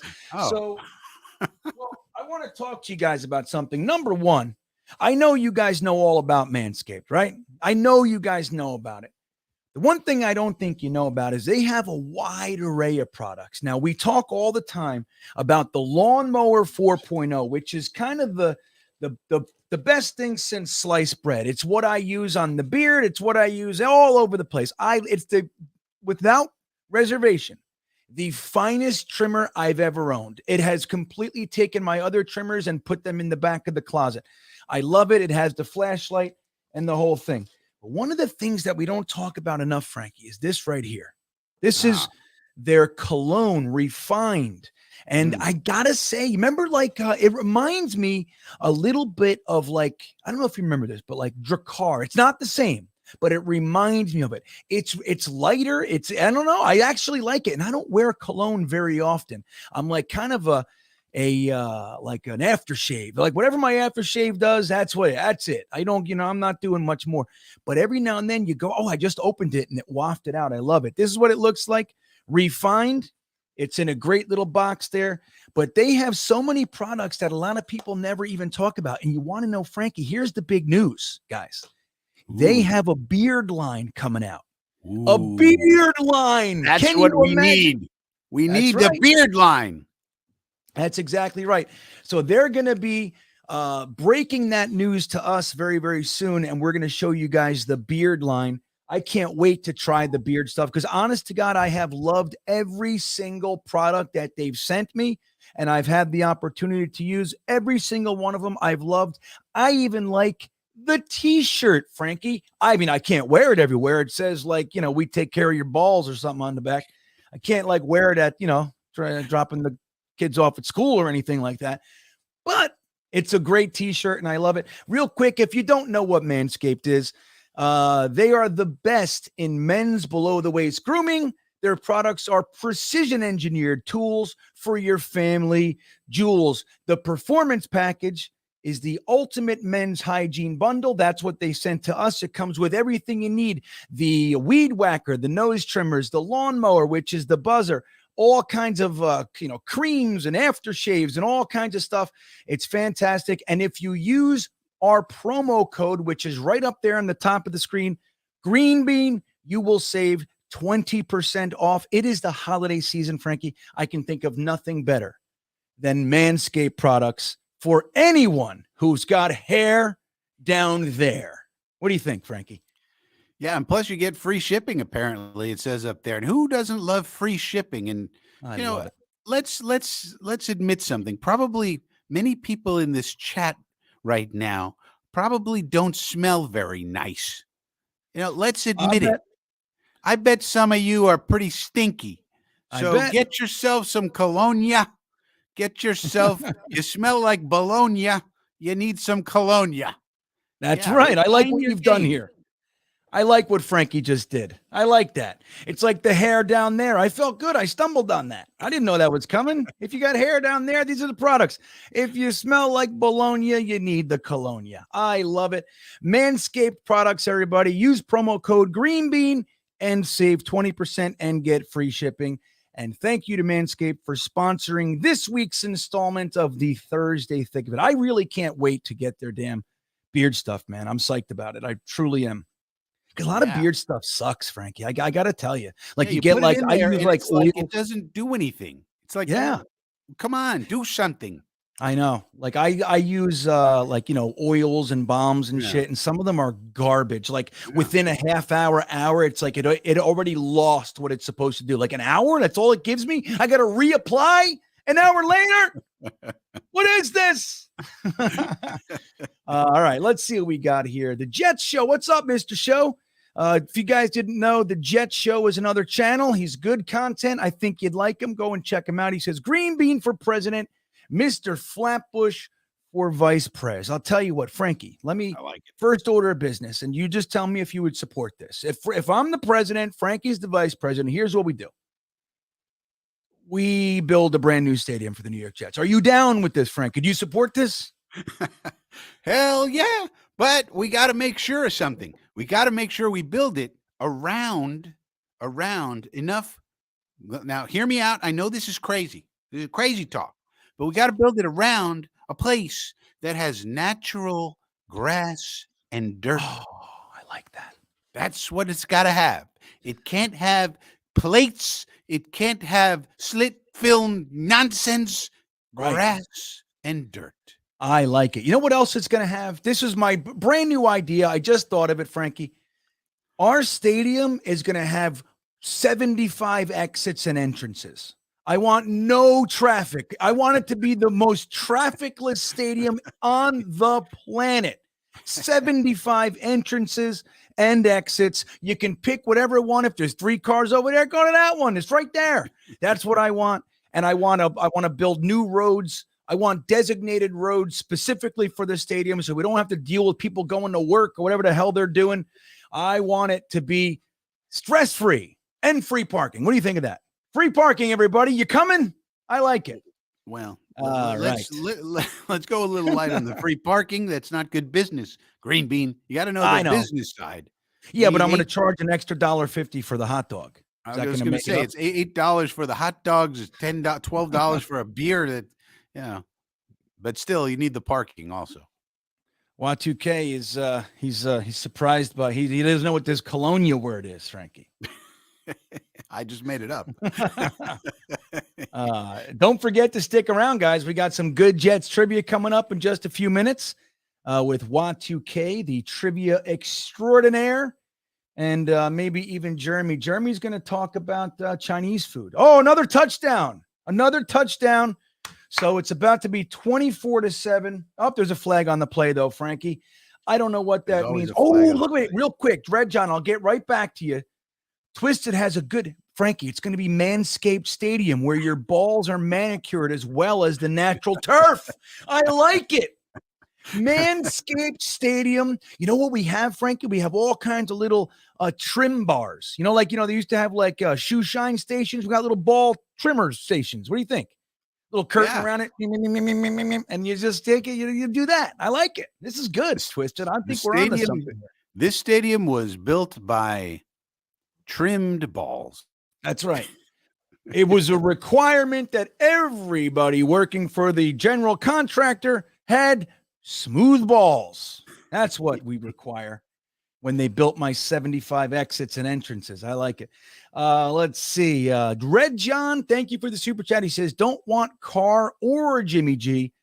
Both are stiffs. I'd rather Jameis or Daniel Jones. If Jimmy is so good, why doesn't he put up better numbers with all those weapons? I gotta say, Red John, I disagree with your assessment here. I don't want Jameis Winston, nor do I want Daniel Jones. We don't have, I think whatever's going on with Daniel Jones is specifically due to Dable. You know what I mean? I don't even know, look, what we know right now, I don't know whose fault it is, but the quarterback we have is not doing a good job, right? Our big, highly ballyhooed quarterback, Calabrese, LaFleur, they're not doing that good of a job developing him. I don't want to take Dable's project over here and watch him flounder around and not be good. But anyway, I would much rather have, in the event this is where we went, I would much rather have Jimmy Garoppolo or, Derek Carr. I don't even know what it is with him. He throws for 4,000 yards every year or just about. Last year, he had 4,800 yards, Red John. Like, we had one time a quarterback threw 4,000 yards. It was Joe Namath. We have not seen 4,000 yards since Namath. Why would we have an issue bringing on a 4,000-yard passer? I don't know what that is, Red John. So, Frankie, real quick, Jameis, Daniel Jones, Jimmy G, or Derek Carr, if you had to pick one. I'd probably take Jimmy G, although the problem with Jimmy G is really the contract. So you're going to have to pay Jimmy G $35-40 million. I don't want that. Jimmy G has a career passer rating of 99.6. We haven't seen that around here ever, really. So it's not about Jimmy. Jimmy can run our offense. Obviously, it's the same offense that they're running there that we have here. So he's plug and play. The only problem is he's a $40 million guy. Do we really want a $40 million? The thing we should root for is for Mike White to be good and for Zach to be good. And we have two good quarterbacks and we do the contract that I said. And if we got to pay, Mike White $25 million, okay, fine. But he's an unknown quantity. That's why he would take the contract. He still gets, it's good for him. It's good for the club. You don't want a $40 million Jimmy G. You really don't. And plus the injury risk with Jimmy G also thrown in there. He gets injured all the time. Yeah. Right. And those are the concerns, right? But I don't think you can argue whether it's Jimmy G or Derek Carr. We've never seen numbers like theirs. Yeah, right. Like we don't get quarterbacks like that here. It's a funny thing, particularly with Derek Carr, though. I find there's just so much, there's so little love for the guy. And don't forget, never gets hurt. He never gets hurt. Yeah. Barely ever misses a game. Dude, they've changed his offensive line and his weapons. Yeah. He's gone through entire, flips of his offense for the most part. And he still throws for 4,000 yards, man. Now, maybe he's not the most passionate guy. Like maybe you don't love the way he acts or talks or something like that. But dude, as far as on the field, surround him with the weapons we have. I think Derek Carr would be lethal here. That's what I think. Yeah. Career 1.9% interception percentage. That's the kind of guy you want. Yeah. Derek Carr. And he never misses a game. Hardly. I think he maybe missed 2 games his whole career. Imagine that. For comparison's sake, Zach missed 3 this year. So there's that. The Jet Show checking back in. Hey, man, welcome back to the Super Chat, Mr. Show. I appreciate that. He says, hola, my Jets family. I understand about the divisional records and all, but I refuse to go for New England tonight. I hate those fuckers. Why not? PH. And I agree, man. The Patriots, I have hate in my heart for the Patriots. Whereas I do not have hate in my heart for the Dolphins or the Bills. I hate the Dolphins. I know you do, but it's more about the fans for you, I think. I know it's the whole organization. I hate them. I hate them good. But how can you hate Tua? How can you hate Josh Allen? These are good dudes as far as I hate them. I don't even understand how you can't. I don't I don't want them to succeed, but if you just look at it actively, Josh Allen is actively dude, as is Tua. How can you hate them? I don't know. Whereas Mac Jones is not. Mac Jones is easy to hate because he's a guy who injures people, it tries to intentionally injure people on the field. Of course you can hate that shit. Right. He's a scumbag. You know what I mean? We don't want scumbags around here. Yeah. That's what you don't want. But I'm with you, Mr. Show. I don't mind. Look, I was trying to look at it through an intellectual lens, like numerically, this makes. I can't. I hate New England the most. Even though division, I hate everybody in our division. But like Frankie said, I mean, there's a lot of reason to really delight in New England sinking. There's a lot of reason, even though they beat us, which is just the worst. It's the worst that they swept us. They're a garbage team, and they swept us because of what we have going on here at the quarterback situation. But if we could watch them lose every other game, even though they beat us, it's still okay. This would be 2 in a row for them. So that's real nice. 6-6 they'd be, right? Aren't they 6-5 right now? Yep. Yeah. 6-6. Pick up sticks, Frankie. I like it. I think it's good. Pick up sticks. All right, let me get this back. All right, there we go. Thursday, thick of it. Let me do the other thing over here. There it goes. All right. So there we go. So Frankie, we got a couple other small topics I'd like to chat with you about. Let me get it up here. So this is a big one. Now, we have endured quite a bit this year, whether it be, Denzel Mims asking for a trade. We have injuries to Zach in the first preseason game. But one of the big ones was Elijah Moore requested a trade after a 3-game win streak. So we were upset. There were Jets fans burning their jerseys. Jeremy sold his for $1.99 or whatever it was. But last week, with a new, fresh quarterback, we saw Elijah Moore turn a 12-yard pass into a 60 or a 42-yarder. And then we saw his first touchdown of the season. So let me ask you, Frankie, number one, how'd that feel? Were you hoping Elijah Moore would come back, or were you kind of like, let's get rid of this guy, I hate him? Were you stuck there? And do you think that the Mike White, Elijah Moore connection is going to be blooming for us in the coming games? You think Elijah Moore is going to be a pivotal part of what Mike White puts together? Well, I would think so. I mean, Mike White's strengths are that he can find people open in the middle of the field. So that bodes well for the tight ends. It bodes well for Elijah Moore. Same thing with Garrett Wilson too. But Elijah Moore in particular, and I've said from the beginning, we need him. He's a super talented dude. And I was not of the opinion that we should get rid of him or trade him or anything like that. He needed to cool off, take a timeout, do the Mimsy switcheroo, which we did do, and let him feel what it's like for a week not have football in his life. And I think he came back, he got his head on straight, he apologized to everybody, and away we go. So yeah, I would think that Elijah Moore is going to be more in the slot. He's going to be more in the middle of the field. He's going to be open because he's a dynamic route runner. One of the best we've ever had, probably. And Mike White, as long as Mike White, continues to play well, which we got to see more evidence that he can continue to do it, but you'd think he can, then you would expect Elijah Moore to do Elijah Moore things. And that's what I expect out of Elijah Moore. Do Elijah Moore things. And we need those things. Yeah, I think that's really, right. Elijah Moore is such a talent. I can't even think of a single fan that we have communicating with us in the chats and everything. I can't think of one guy who wasn't of the thought that Elijah Moore is going to have a breakout year this year. We all thought it. We thought he was primed for a breakout year, especially adding Garrett Wilson. We thought, that's going to free him up even more. Right. You got the tight ends even more.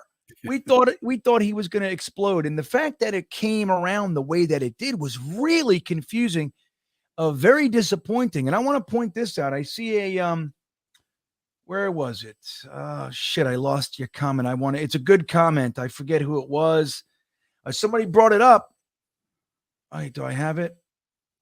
Yeah. Jets best, all of Garrett Wilson's touchdowns. So in addition to Elijah Moore, Garrett Wilson's touchdowns are kind of bookended by Flacco and White too. So that's an interesting thing. He doesn't have any touchdowns with Zach, which is it's kind of crazy, Frankie. Like you think about guys like Elijah Moore and Garrett Wilson. Clearly talented, and Garrett Wilson's out of control. You know what I mean? He's so freaking good. You get the ball in his hands. Like he makes people miss like nobody I've ever seen on the Jets. And I mean that he juked that one dude on the Bears 4 yards away. Eddie Jackson had gotten injured, but the other guy, he made one move with his left foot, and the dude's 4 yards away. It was amazing. Yeah. It was, yeah. So it's like you think about that,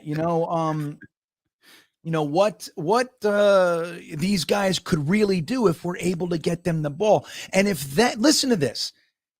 If these teams have to worry about Garrett Wilson and Elijah Moore not just being decoys, right? Like for the most part, they knew Elijah Moore's running around, but you got to cover him, but they're not going to throw it to him. Don't even worry about it because we weren't. And if they have to legitimately worry, like these guys will shred you bad, you know what that's going to do for the running game? Do you know what that's going to do for the running game? Hand in hand. Right. Yeah. It's an amazing thing. And, again, it's all contingent upon this kind of unknown quarterback. Yeah, he's been really exciting, but he also had a really big downfall for us. We don't really know what he is yet. We don't. But if he can do like what Saleh said and just continue to make the easy stuff look easy, which is a great comment, by the way. I mean, it's not necessarily supposed to be a pointed shot at Zach, but it is. You know what I mean? But it comes across that way. It's like making the easy things look easy is literally saying, like, that's all we're asking you to do. That's it. Yeah. Just dump it off to the guy in front of you. That's it. The offense is easy. It's simple. There are guys open all over. Just throw it to them. That's it. And like we've made the easy look incredibly complicated, for the past 6-7 weeks, Frankie. And it's really, it's unfortunate, but it's exciting when you think about guys like Elijah Moore. And there'll be more opportunities for everybody because think about it. When all those times when we're third down and you're airmailing the ball, well, that stops the drive. There's not enough plays available. So the running backs don't eat. And there's not enough yards for people. And the tight ends don't get any action because we're stopping the drives. When drives continue, there's more plays and then there's more opportunities for all of these guys, whether it's Elijah or Garrett going into the end zone or Corey or whoever it may be. It's not like Zach was like picking out people to throw touchdowns to and he just didn't want to throw to Garrett Wilson or something. It was that we just didn't have enough opportunities to keep these drives going to feed everybody. And it just worked out that way.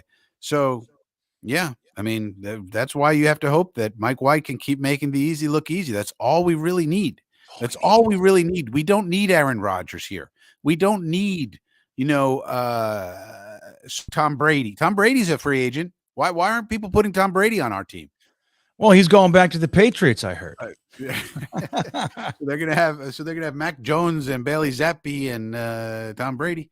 So I don't know. I mean, but we don't need that. All we need is a guy to just operate the offense as designed. That's all we need. And maybe it can be Mike White, and hopefully it can be because he doesn't have to be a $40 million guy. He can be a $25 million guy, which is still expensive, but as far as quarterbacks go, for starting quarterbacks who are good, that's better because then you can afford the Daron Paynes of the world. And the Poona Ford is another one I want to look at. Poona Ford from the Seahawks. And there's a lot of defensive tackles I'm looking at. Yeah. Well, it's such a great point, Frankie. I mean, when you talk about your quarterback, I mean, this is the whole idea with the, building the team while your rookie quarterback is on his rookie contract, because you mitigate the accelerating, just the crazy contracts that are happening for quarterbacks these days. And you can take that money and bolster other areas of the team and get really top tier guys. And that's what's going to, be able to put you over the top. And if Mike White, assuming, or not even assuming, but let's say he does end up being a good quarterback, if you can get him for that $20 to $25 million range, as opposed to, like you said, $40-50 million range, look at all that extra money that you have for anybody you want. And I think, I don't know, I'm really liking a young defensive tackle in the draft. I like that. I don't know, but hey, free agent, I would take it. Oh yeah, that is one of the areas I might take one too. I mean, I might sign one and take one. The guy we would want is Brian Bresci, but he's not going to be available for us probably. But there's another kid out of Baylor I'm looking at. But yeah, I mean, sign one and draft one. Why not? Hey, why not? Why not, man? We I'm need, not I right. mean, We did it at tight end. we don't need, the thing is, in this draft, we don't need running back. We don't need wide receiver. Corey Davis is coming back, by the way. Anybody who thinks otherwise. Tight end, we don't need tight end. If Mike White and Zach Wilson, if Zach Wilson gets over his mental problem and Mike White is the guy, we don't need quarterback unless you want to take one late to take a flyer on a Stetson Bennett or something. But we don't really need to, no premium capital on quarterback. We might need an offensive lineman. We probably need to take a tackle. Yeah. Yeah. And we'll probably need a guard to take, in the third, fourth round. But other than that, then we could spend the rest on defense. And we got to get a safety in here. We got to get defensive tackles to replace some of these guys, unless you want to sign Rankins back, et cetera. But, and then linebacker, we got to do something at linebacker. Quincy and Quan are free agents. What are we doing with them? Yeah. So. Yeah. Got lots of questions. And the more money you can save over here, the more money you can spend over there, Frankie. That's the whole thing. I want to say hello to our good friend Ali at Official Loyal New York Jets fans. It's good to see you, buddy. Thanks for stopping by with the very, very poignant comment. GreenBean. I like it, Ali. It's good to have you here. You guys know Ali. Loyal New York Jets fans, Instagram, YouTube. He's all over the joint. And we love ourselves some Ali. What else we got here? You know what, Frank? I wanted to bring this up too. This is an interesting one. Did you guys know that the Vikings have only won one game when Jefferson has under 98 yards? Now, look, this is a small sample size because they don't have a lot of losses. But this is the key to the Vikings' success, is Justin Jefferson. Now, they have other weapons. They had a pretty good running back, right? You might have heard of him. We got some pretty good players around. But it's really about this one guy, arguably, but I would say safely, the number one wide receiver in the NFL right now, Justin Jefferson. So he's going to be a problem, and they're going to be trying to get him the ball. Now, obviously, we are not a defense that just takes your cornerback and has him follow a specific receiver, but I would imagine Sauce will be on Jefferson quite a bit, but we'll also see DJ Reed on him. Realistically, Frankie, we have the best wide receiver in the NFL coming, and they have other weapons to draw your attention. You can't just focus all your resources on them. What do you think realistically our capabilities are of taking him out of the game? Like, I mean, can we do it is really the question. What do you think? How do you see it? Sauce, Reed, how are they going to do against Jefferson? Well, we'll be we're an 80% zone team, so we'll be in zone a lot. But the way to keep him out of I'll tell you how to keep him out of the game.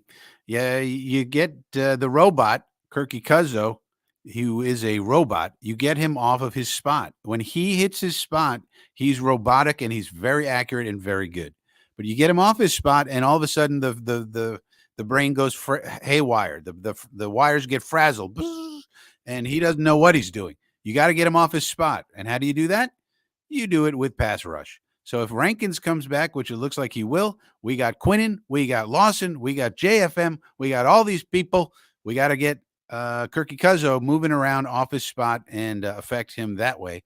And that way he can't get the ball to Jefferson or Osborne or Hawkinson or Thielen or anybody else. So that's the way to do it. We'll be in zone, so we'll try to, limit, like we always do. We'll try to limit the explosives, as they say. But for the most part, the interior offensive line of the Vikings is no good, no bueno.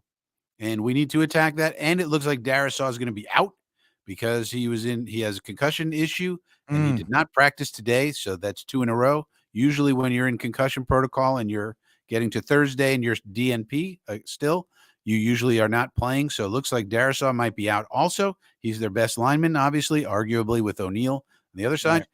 But if he's out, then the D-line got a feast in this game. That's the way to do it. And that's a great point, man. I mean, look, Joe Douglas has said it. Robert Saleh has said it. Like, the best way to take away, the receiver is to get to the quarterback. That's how you do it. And I think, look, Quinnen Williams is an interesting thing that, we've talked about Quinnen quite a bit, Frankie, and his ability to come up big when you need him to, right? He comes up big on 4th downs. He comes up big 3rd and 1. Like, he just knows how to do that. It's like an innate ability. Stoppers. Yeah, He as has a opposed to high just like percentage of drive stoppers. He does. It's yeah. statistically true. Right. And so instead of just being a stat compiler, he has a very high impact on the game, right? Mhm. So Quinnen was kind of gone last week. He didn't do shit. He had one tackle. I don't even know, maybe a pressure or a hurry here or there. He didn't really do anything. You didn't hear him. You didn't see him. Is that because, in large part, the game was not really needing of the Quinnen Williams impact? You know, I mean, in the beginning, we looked a little bit rocky, but they settled down and they took care of business. And it was kind of in hand for most of the time. Do you think Quinnen Williams it wasn't a 4th and 2, so he didn't do it? He just didn't need to. It didn't spark that kind of, instinctual drive that he has. And that this week clearly is a lot more on the line here. We're going to need our Quinnen Williams type of players to have that kind of impact. You think that's kind of what we're going to see? Do you think Quinnen Williams in particular, especially, coming off of, following last week's very quiet performance, you think he's going to be able to come in and feast? I do think so. I like the matchup. I think last week might have been because of the weather. If you notice, we didn't really have a lot of sacks in that game. We had 2 sacks. One was Bryce Huff, they just let him come on in. Come on in, Bryce Huff, and sack our quarterback. But actually, it was caused by C.J. Mosley mugging the gap there, which is interesting. C.J. Mosley actually should have got some kind of credit for that Bryce Huff sack because it was because of him that the tackle, stepped inside and that allowed Bryce Huff to come on the outside, and that's football for you. But we didn't really have a ton of sacks in that game. Other than that, I think we had one other one. Yeah. And that was about it. And so I think it might have had to do with the weather or something. I don't know. We'll see. I hope, I would think, considering the matchup and considering the importance of the game. I mean, you could think about that game, really with the Bears as a trap game. Surprisingly, we're not supposed to have trap games. Right. What are we doing? Have a trap game? What are you talking about? Trap games. Bad teams don't have trap game. Well, we're not a bad team anymore. And if you look at our schedule, the Bears, they're in between the with the Vikings and the Bills coming up. You could look at that as a trap game. Maybe there was a little bit of that going on. So I don't know, but I think with this matchup, with the importance of the game, they're 9-2. This is a put us on the map type of game, like you said earlier with Green Bay. It's a similar deal. Most people in the country might be watching it. They don't know about these Jets. This is a time to shine. Yeah. And plus, their offensive line is not great, especially without Darisaw. So yeah, I do expect Quinnen to play much, much better this week. Well, nice. And look, and Thomas, I'll get right to you in a second, but New York Jets fan 4 says the Vikings have allowed the most sacks from the inside in the NFL. So I don't know. I mean, I'm not sure if that's accurate, but it sounds good, and I like it, and I'm going to go with it. So we get Rankins back. So like Rankins is super important. We didn't have. I think Rankins, because of the lack of depth at our defensive tackle position, lack of Rankins could be. Could be another reason why the defense struggled a little more than usual. They only gave up 10 points, so you can't, there you go. Argue too much. But Rankins, because we're so, I think Solly Thomas has been such a disappointment. That's an area we got to improve. But in the meantime, I mean, that's why we tried to sign Linval Joseph. That's why we put in a claim for Jerry Tillery, but we didn't get him. We were trying to upgrade on the Solomon Thomases of the world. But with Rankins out, it's even more pronounced. So Rankins coming back is a big, big deal also. Yeah, I agree. Well, Watu checking in with some bolstering facts. He says they've given up 100 pressures from the interior. So that is, in fact, worst in the NFL. So, I mean, look, dude, this team, yes, they're 9-2. Yes, they have undeniable talent all over the place. Yes, it's in their stadium and it's a dome and it really favors what they're doing. But the truth is their run defense is suspect. Their pass defense is suspect. And the interior of their offensive line is also suspect. And it's like these happen to be areas that we're pretty good at. You know what I mean? So but particularly the defensive line versus their offensive line. Dude, if we can get consistent pressure on Cousins, the game's a fucking wrap. You know what I mean? It's a wrap. Because we're going to have good coverage. We're going to have good coverage if we throw them off a little bit. Yeah, it could be. Yeah. And wouldn't that be nice? Wouldn't it be amazing if we could thump the damn Vikings? Imagine we go into a 9-2 team's house. We go to their house and we say, listen, we're the New York Jets, and we are going to stomp you by 21 points. Yeah. And with everybody watching on TV, the whole nation going, who are these Jets? What is going on with Right. this? What is Quinnen Williams all about? What is this? Who is Quincy Willie? Why is there two people with Quincy and Quinn? Who are these people? What is going on with this Sauce Gardner fellow? And what if we respond to that with a 21-point thumping? How about that? Oh, I'd love it. Yeah. And that's the way it should be, Frankie. Like, right. We should, to turn a corner and be the team that can do that. Yeah. Like when the spotlight's on you, stomp the living hell out of a team that's suspect, paper champion. Like you go But in there and 9-2. you knock the paper champion out. That's what you do. Yeah. But perceived by many to be a Super Bowl contender. Right. So, Yeah. Dude, I mean, look, when they beat Buffalo, look, we were all rooting for it. We all loved it. We all enjoyed it. But let's be real. They needed like miracle type shit all over. Look at that catch alone. And then they needed Josh and then there's Allen. a fumble in the end zone. I mean, come on. Dude, I mean, there were A so fumble. many things. Yeah, so many things. Right. So Thomas, sorry about the wait, buddy. He says, guys, if Mike effing White lights it up in Minnesota, can we back off on the car? Jimmy, Well, Jameis, Brady. Well, I'm going to answer this, Frankie. I'm going to tell Thomas, no, we cannot. It's virtually impossible for us to do that. It's not going to happen. It's not going to happen. But it's also called scenario planning. This is something people got mad at me a few weeks back because I was doing scenario planning. What if Zach Wilson doesn't work out? And people got very, very mad. Yeah, they don't like it. They don't like when you, and I was trying to say, we need to do scenario planning. If this happens, then what do we do? If this other thing happens, then what do we do? If this third thing happens, that's called scenario planning. So we should still think about scenario planning, whether we want Carr or Jimmy or Jameis or Brady or whoever, or Teddy Bridgewater or whoever it may be. But again, like if Mike White plays well against Minnesota, that's more evidence, but it's not a full season. It's just a few games. Like probably the Buffalo game is the game where if he does well, they're going to have to look at it and go, okay, this is a good defense. Like Minnesota doesn't have a good defense right now. Well, other than PFF, nobody thinks, no metrics or person thinks that Minnesota has a good passing defense right now. So if he does well, they're just going to say, well, he did well against a terrible defense. Right. It's coming. Yeah. And that's the thing, Thomas. Like, look, like I said, before, like we find it very difficult as a fan base to all be happy at the same time. We don't do it. We find that to be very, very hard. So even when things happen good for us, I mean, look at all year. You've heard it. You've seen it, right? We always find a reason to minimize. Like I even see a comment. I'll get to, where is it? There's a comment that says it'd be good to beat them because then we finally, then we beat a number one quarter. Dude, we have beaten first quarter. I mean, we beat Aaron Rodgers, fucking Hall of Famer, and Josh Allen. I mean, what about those guys?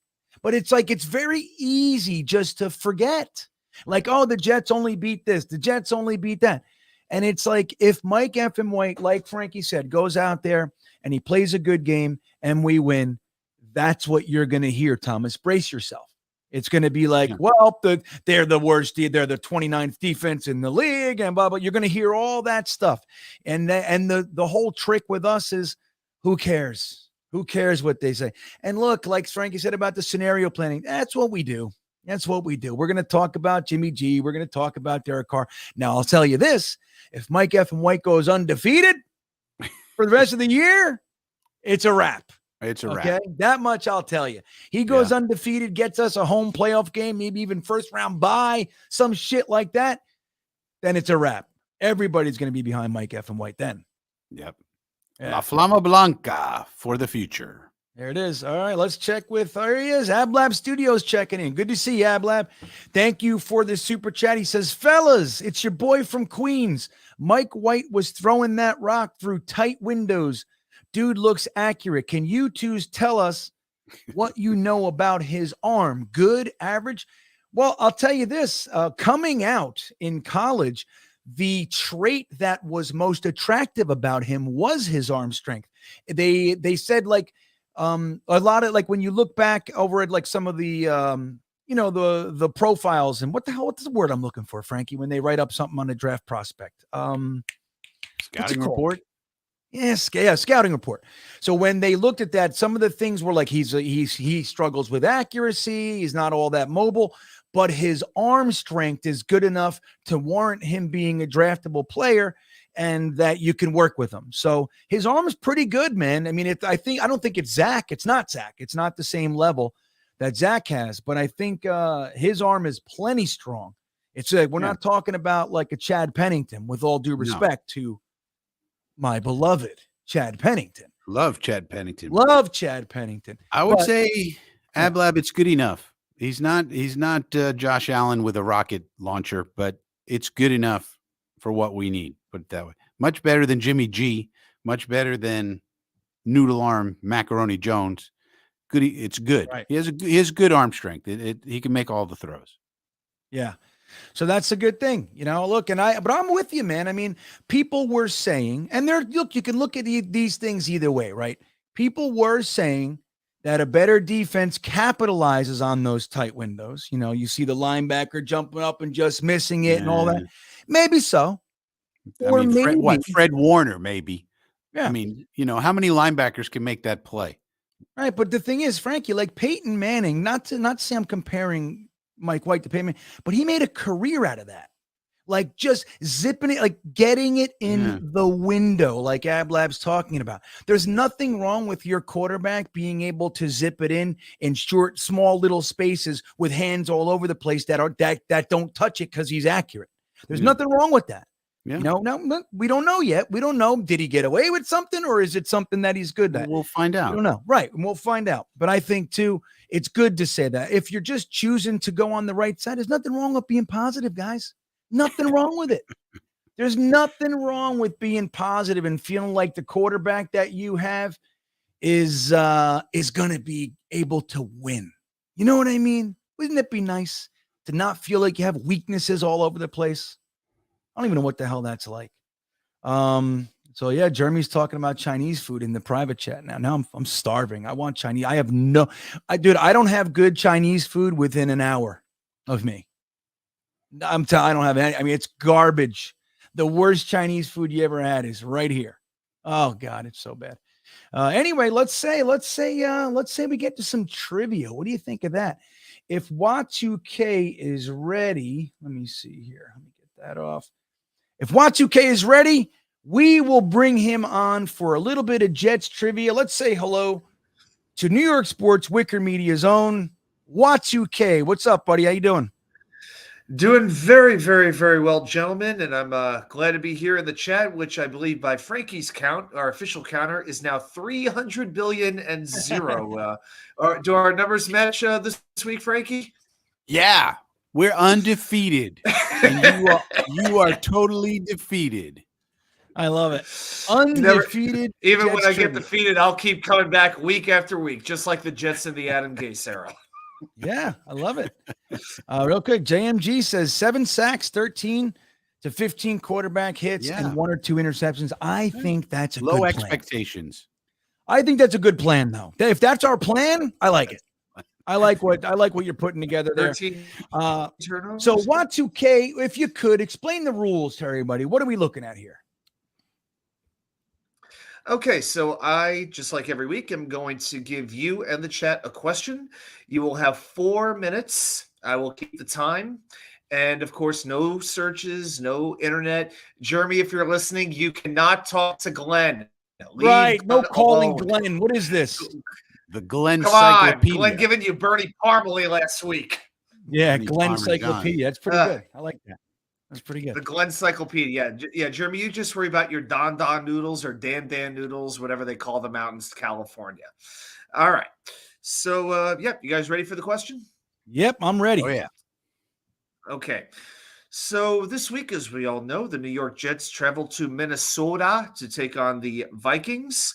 Your question tonight. Let's see. Let me get the clock ready. There you go. The 3 Vikings Pro Bowlers who have also played a regular season game for the Jets. And your time starts now. Wait, you kind of cut out a split second. What can you say that again? I didn't Okay. get the whole question. I'll say it again. Okay, I'll pause it. The Vikings have named the 3 players who have represented the Vikings in the Pro Bowl, who have also played at least one regular season game for the Jets. Ooh, okay. All right. Which players? There are 3 that Y2K dug up that have been to the Pro Bowl for the Vikings and have played at least one game for the New York Jets. Frankie, what do you got? Brett Favre. Brett Favre Is that correct? That's correct. There you go. 2009. All right. Jin Pak says pork 2009. roll. That's right. Pork roll? Did he do it? Pork roll, he was an alternate. He was a second alternate one year. Yeah. He doesn't count. Hank says the answer is Liquid IV. And just so you guys know, Liquid IV right here is a fantastic hydration drink, powder drink, and you can get 20% off by clicking our promo code, the link in the description, and using the promo code GreenBeanjetsfan. All right, so Tyler Conklin. Am I cutting out, guys? You're good now. Is my Yeah, there he goes. Okay. I saw somebody mention. Yeah, no, you're a little sketchy tonight. So we got Tyler Conklin. Is he one? Okay, here we go. Tyler Conklin is incorrect. Yeah, Harry says it's not Anthony Barr. No, it's not. I see a good one here. Definitely not Percy Anthony Barr. Harvin, I think, is correct. Percy Harvin is correct. Same year, 2009 as Brett Favre. Very good. There you go. And how about Stephen T's answer, Teddy Bridgewater? That's the answer. I knew people say Teddy Bridgewater. Bridgewater only played a preseason game for the Jets, never a regular season game. So that does not count. Okay. All right. So we got 2 out of 3, guys. So Harlan says Conklin was never a Pro Bowler. So here, right. Bradigan says, right. We got Favre, we got Harvin, and we got who else? Let's see here. Let me try to think. Vikings. Ooh, Sheldon Richardson from Dom C. Did he make the Pro Bowl up there, though? I don't think he made the Pro Bowl. Sheldon Richardson did not make the Pro Bowl as a Viking. I don't even think he made the Pro Bowl for us. He was like Rookie of the Year and still didn't make the Pro Bowl. Something like that. Maybe I'm wrong. Who knows?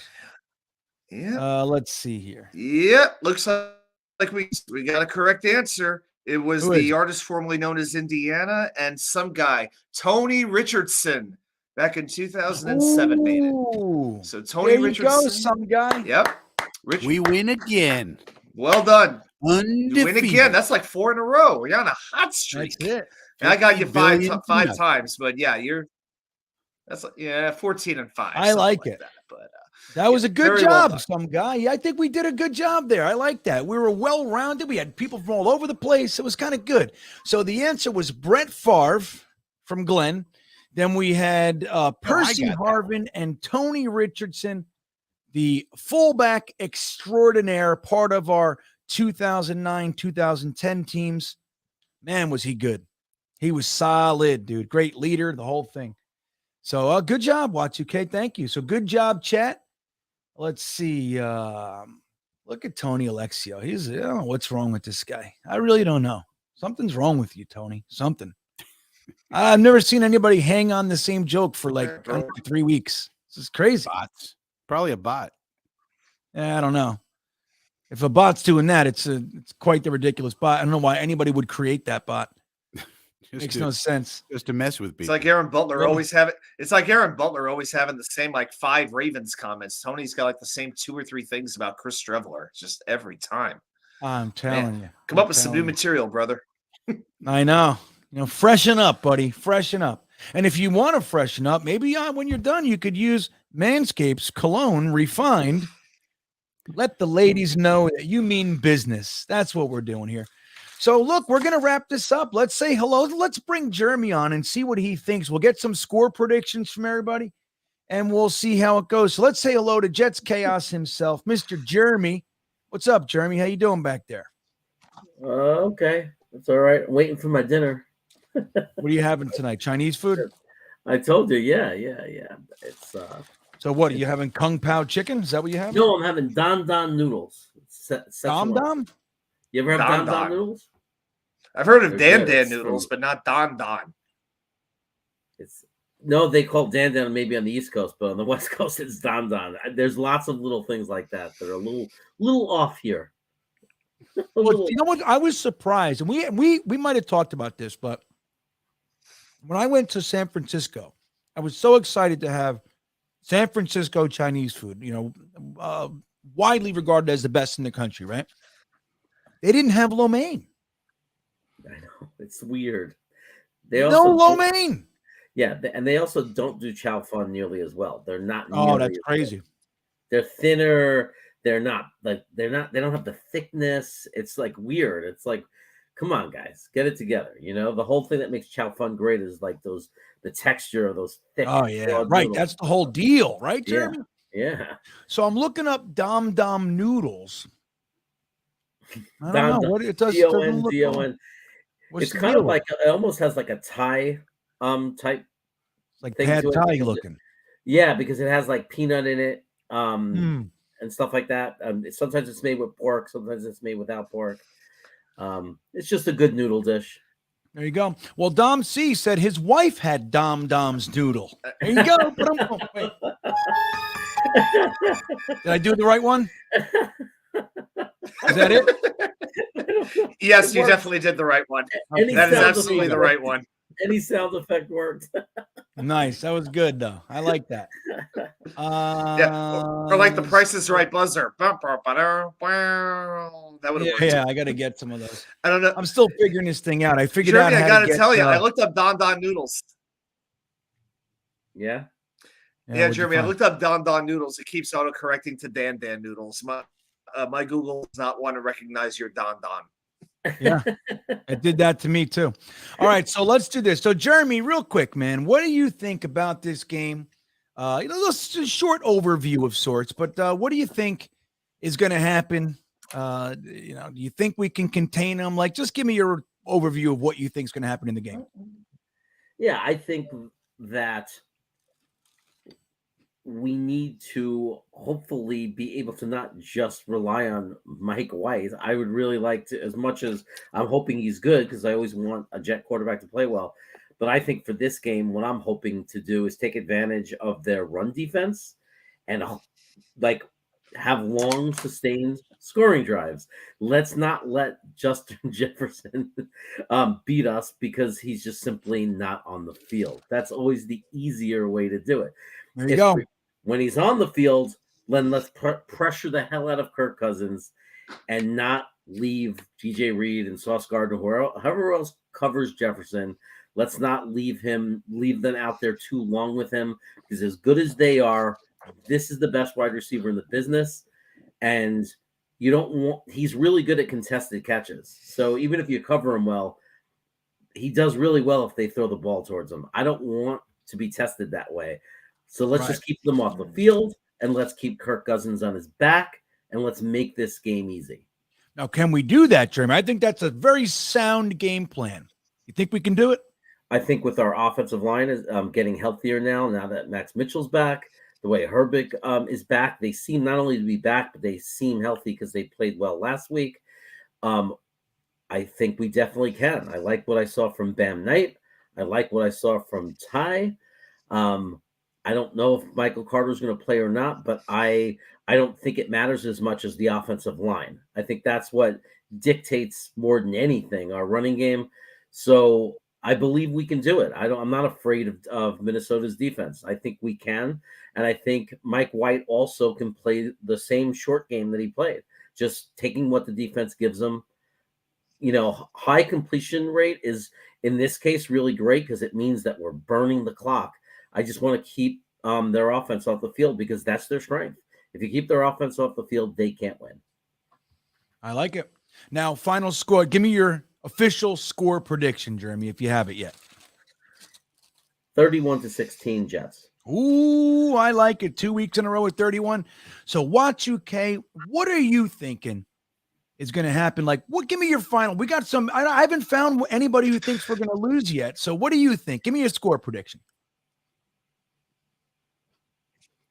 The more I think about this game, the more confident that I feel. I think the Jets are the kryptonite to everything Minnesota wants to do well. They could get in Kirk Cousins' face. We talked about how bad that offensive line has been, particularly on the inside.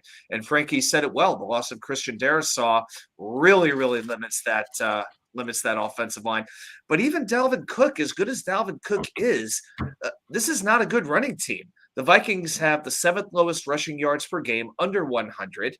The Jets, to me, are a team that can go down the field, especially against a banged-up secondary. These cornerbacks are beat up. Patrick Peterson is not the Patrick Peterson from Arizona. He's just an opportune player. He's like the C.J. Mosley of cornerbacks at this point. So I think the Jets will be able to move the ball down the field relatively well. But I'll tell you one advantage I think the Jets really have in this game that isn't getting talked about: the kicking game. Greg Zuerlein, we see what he could do with those long-distance field goals.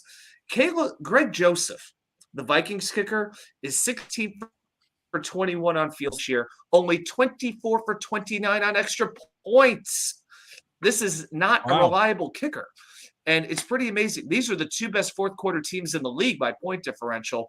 But I just think the Jets are going to be able to do the little things correctly. I think they're going to make a focus on tackling effectively, something that needs to be cleaned up. And I think that's going to be one of the big differences. Limiting those explosive plays. My final score is Jets 24, Vikings 20. See, I like it. I mean, this is making a lot of sense to me, man. I think you guys are, what you're saying. It's not like we're, a couple of years ago, we're like, I think this is going to happen and we're going to win. It's like it was all fucking pie in the sky. You know what I mean? Now we got legitimate reasons to feel this way. And when you look at it, it makes sense. So Frankie, well, real quick, we'll go Wyatt. Wyatt's very confident. He says 40-0 Jets. There you go. He didn't say who's going to win, though. Oh, I know. Is who that 40-0 Jets? Jets? What? Okay. Yeah. Huh. So, Frankie, why don't you give us your quick synopsis and final score prediction, if you'd be so kind? Yep, I do think we're going to dominate their offensive line, and that's going to limit their offense. I think we're going to be able to run the ball. I think we're going to be able to pass the ball. I think we're going to win this one 31-21 Jetsies. And let the world be on notice, because this is not a backup quarterback. This is on the road. This is against a 9-2. Let the world be on notice, and then we'll all get to be very, very nervous about the next game against Josh Allen. So that's right. Well, yeah, man, look, and the whole thing is we got to beat teams like this. We have to do it. Now, the Bills, the idea of sweeping the Bills, if you said that we even had that opportunity at the beginning of the year, it'd be like, get out of here. Nobody's buying that one. But we beat the Vikings and we look good and we build up some momentum here. Maybe, just maybe, we can be their kryptonite. They feel a lot of pressure, like they're supposed to win. They have to win. They don't have Von Miller. There's a lot going on, guys. There's a lot going on. Mr. Downtown says Jets are going to lose. There he is. I found one. So there it is. My official prediction is this. I think, just like some guy is saying, I think sacks and pressures are going to be the name of the game. I think that we absolutely torment Kirk Cousins, and I think that they're going to struggle offensively. I like a 31-17 type of a game. Excuse me. And I think that we walk away with a victory soundly. And like Frankie said, we put the NFL on notice. All the bullshit you were saying about third string quarterback this and bad defense that, it doesn't matter. It's the team you put in front of us, and we beat them. And now we beat your paper champions too. That's what I want to see. I will say, if we lose, I'm going to be very sad. I'm going to be very, very, very disappointed, guys. So let's see. 7 sacks, 2 forced fumbles. Okay, well, that's about our show. Very quickly, why don't we go around? Just if you guys have anything good coming up, you can tell them what your channel is. So, Jeremy, what do you got? Nothing good coming up. No. Nothing. No. I mean, what? No, I'm. Put your brother on; it'll get good. This is the time of week where what I'm getting excited about. Game day Sunday with GreenBean on the on this channel. That's my thing. That's what I got coming up when I get to Thursday night. That's what I'm thinking about. Fantastic. And what he's referencing is the Jetnation live stream, live reaction, and watch party. We do it on this channel and on Jetnation, and it's a good time, man. Lots of people show up. It's fun. We get O'Leary, we get Ryan at halftime. It's a good time. You guys should come and hang out with us. Watch UK, what do you got coming up? Well, we just posted a video at New York Sports Wicker Media this morning on the Jets running back situation, just talking a little bit about Bam Knight, about James Robinson, what the playing time should look like going forward, the future of the running back situation with this team. And about 15 minutes ago, I posted my Week 13 confidence picks, where we pick the winners of every game, rate them most confident to least confident. So that is up if you want to go ahead and watch. And tomorrow I'll be doing my Jets versus Vikings game preview and doing my 5 bold predictions for the Jets versus Viking game. So come on over and check it out. I appreciate it. Nice. New York Sports Wicker Media right here on YouTube. Frankie, what you got cooking? Frankie from Flatbush Channel. Got a game preview coming out tomorrow morning, 6 a.m., bright and early. And then we'll do Coffee with Frankie on Sunday morning, 11 a.m., Coffee with Frankie live. Drink some coffee. Find out who's active, who's inactive, what's going on, what are the beat reporters talking about, et cetera, et cetera. And then we get ready for the game. Exciting times in Jetland. This is what we wanted, everybody. This is what we wanted. Meaningful games in December. They're here. Guess what? They're here. We found them. That's right. I was just going to say the exact same thing. Brace yourselves for the first December game that means anything in 7 years. Okay. It's 7 nerve-wracking. years. It really is. It's crazy. It's funny because then before that it was 5 more. So it's this is fun. Like Frankie said, guys, this is what we wanted. We are a competitive football team. We got our tumult. We have our question marks. We have our stuff, but we're a good football team. It looks like we're well coached, and we can go into this game and beat the Minnesota Vikings up there in their house. And I think that's a good idea. We should just go up there and do just that. That's what I think. I want to thank you guys for stopping by and hanging out with us tonight. This was a fun show, and we will see you next time. Yeah, here we come, baby. Here we come. Here come the Jets, man. I want to kiss you. Thanks, Joe. You want to run or you want to duck down? You want to duck, just go over and get onto the bench and stay there. You play to win the game. My message for the fans, we're all frustrated with where we are right now.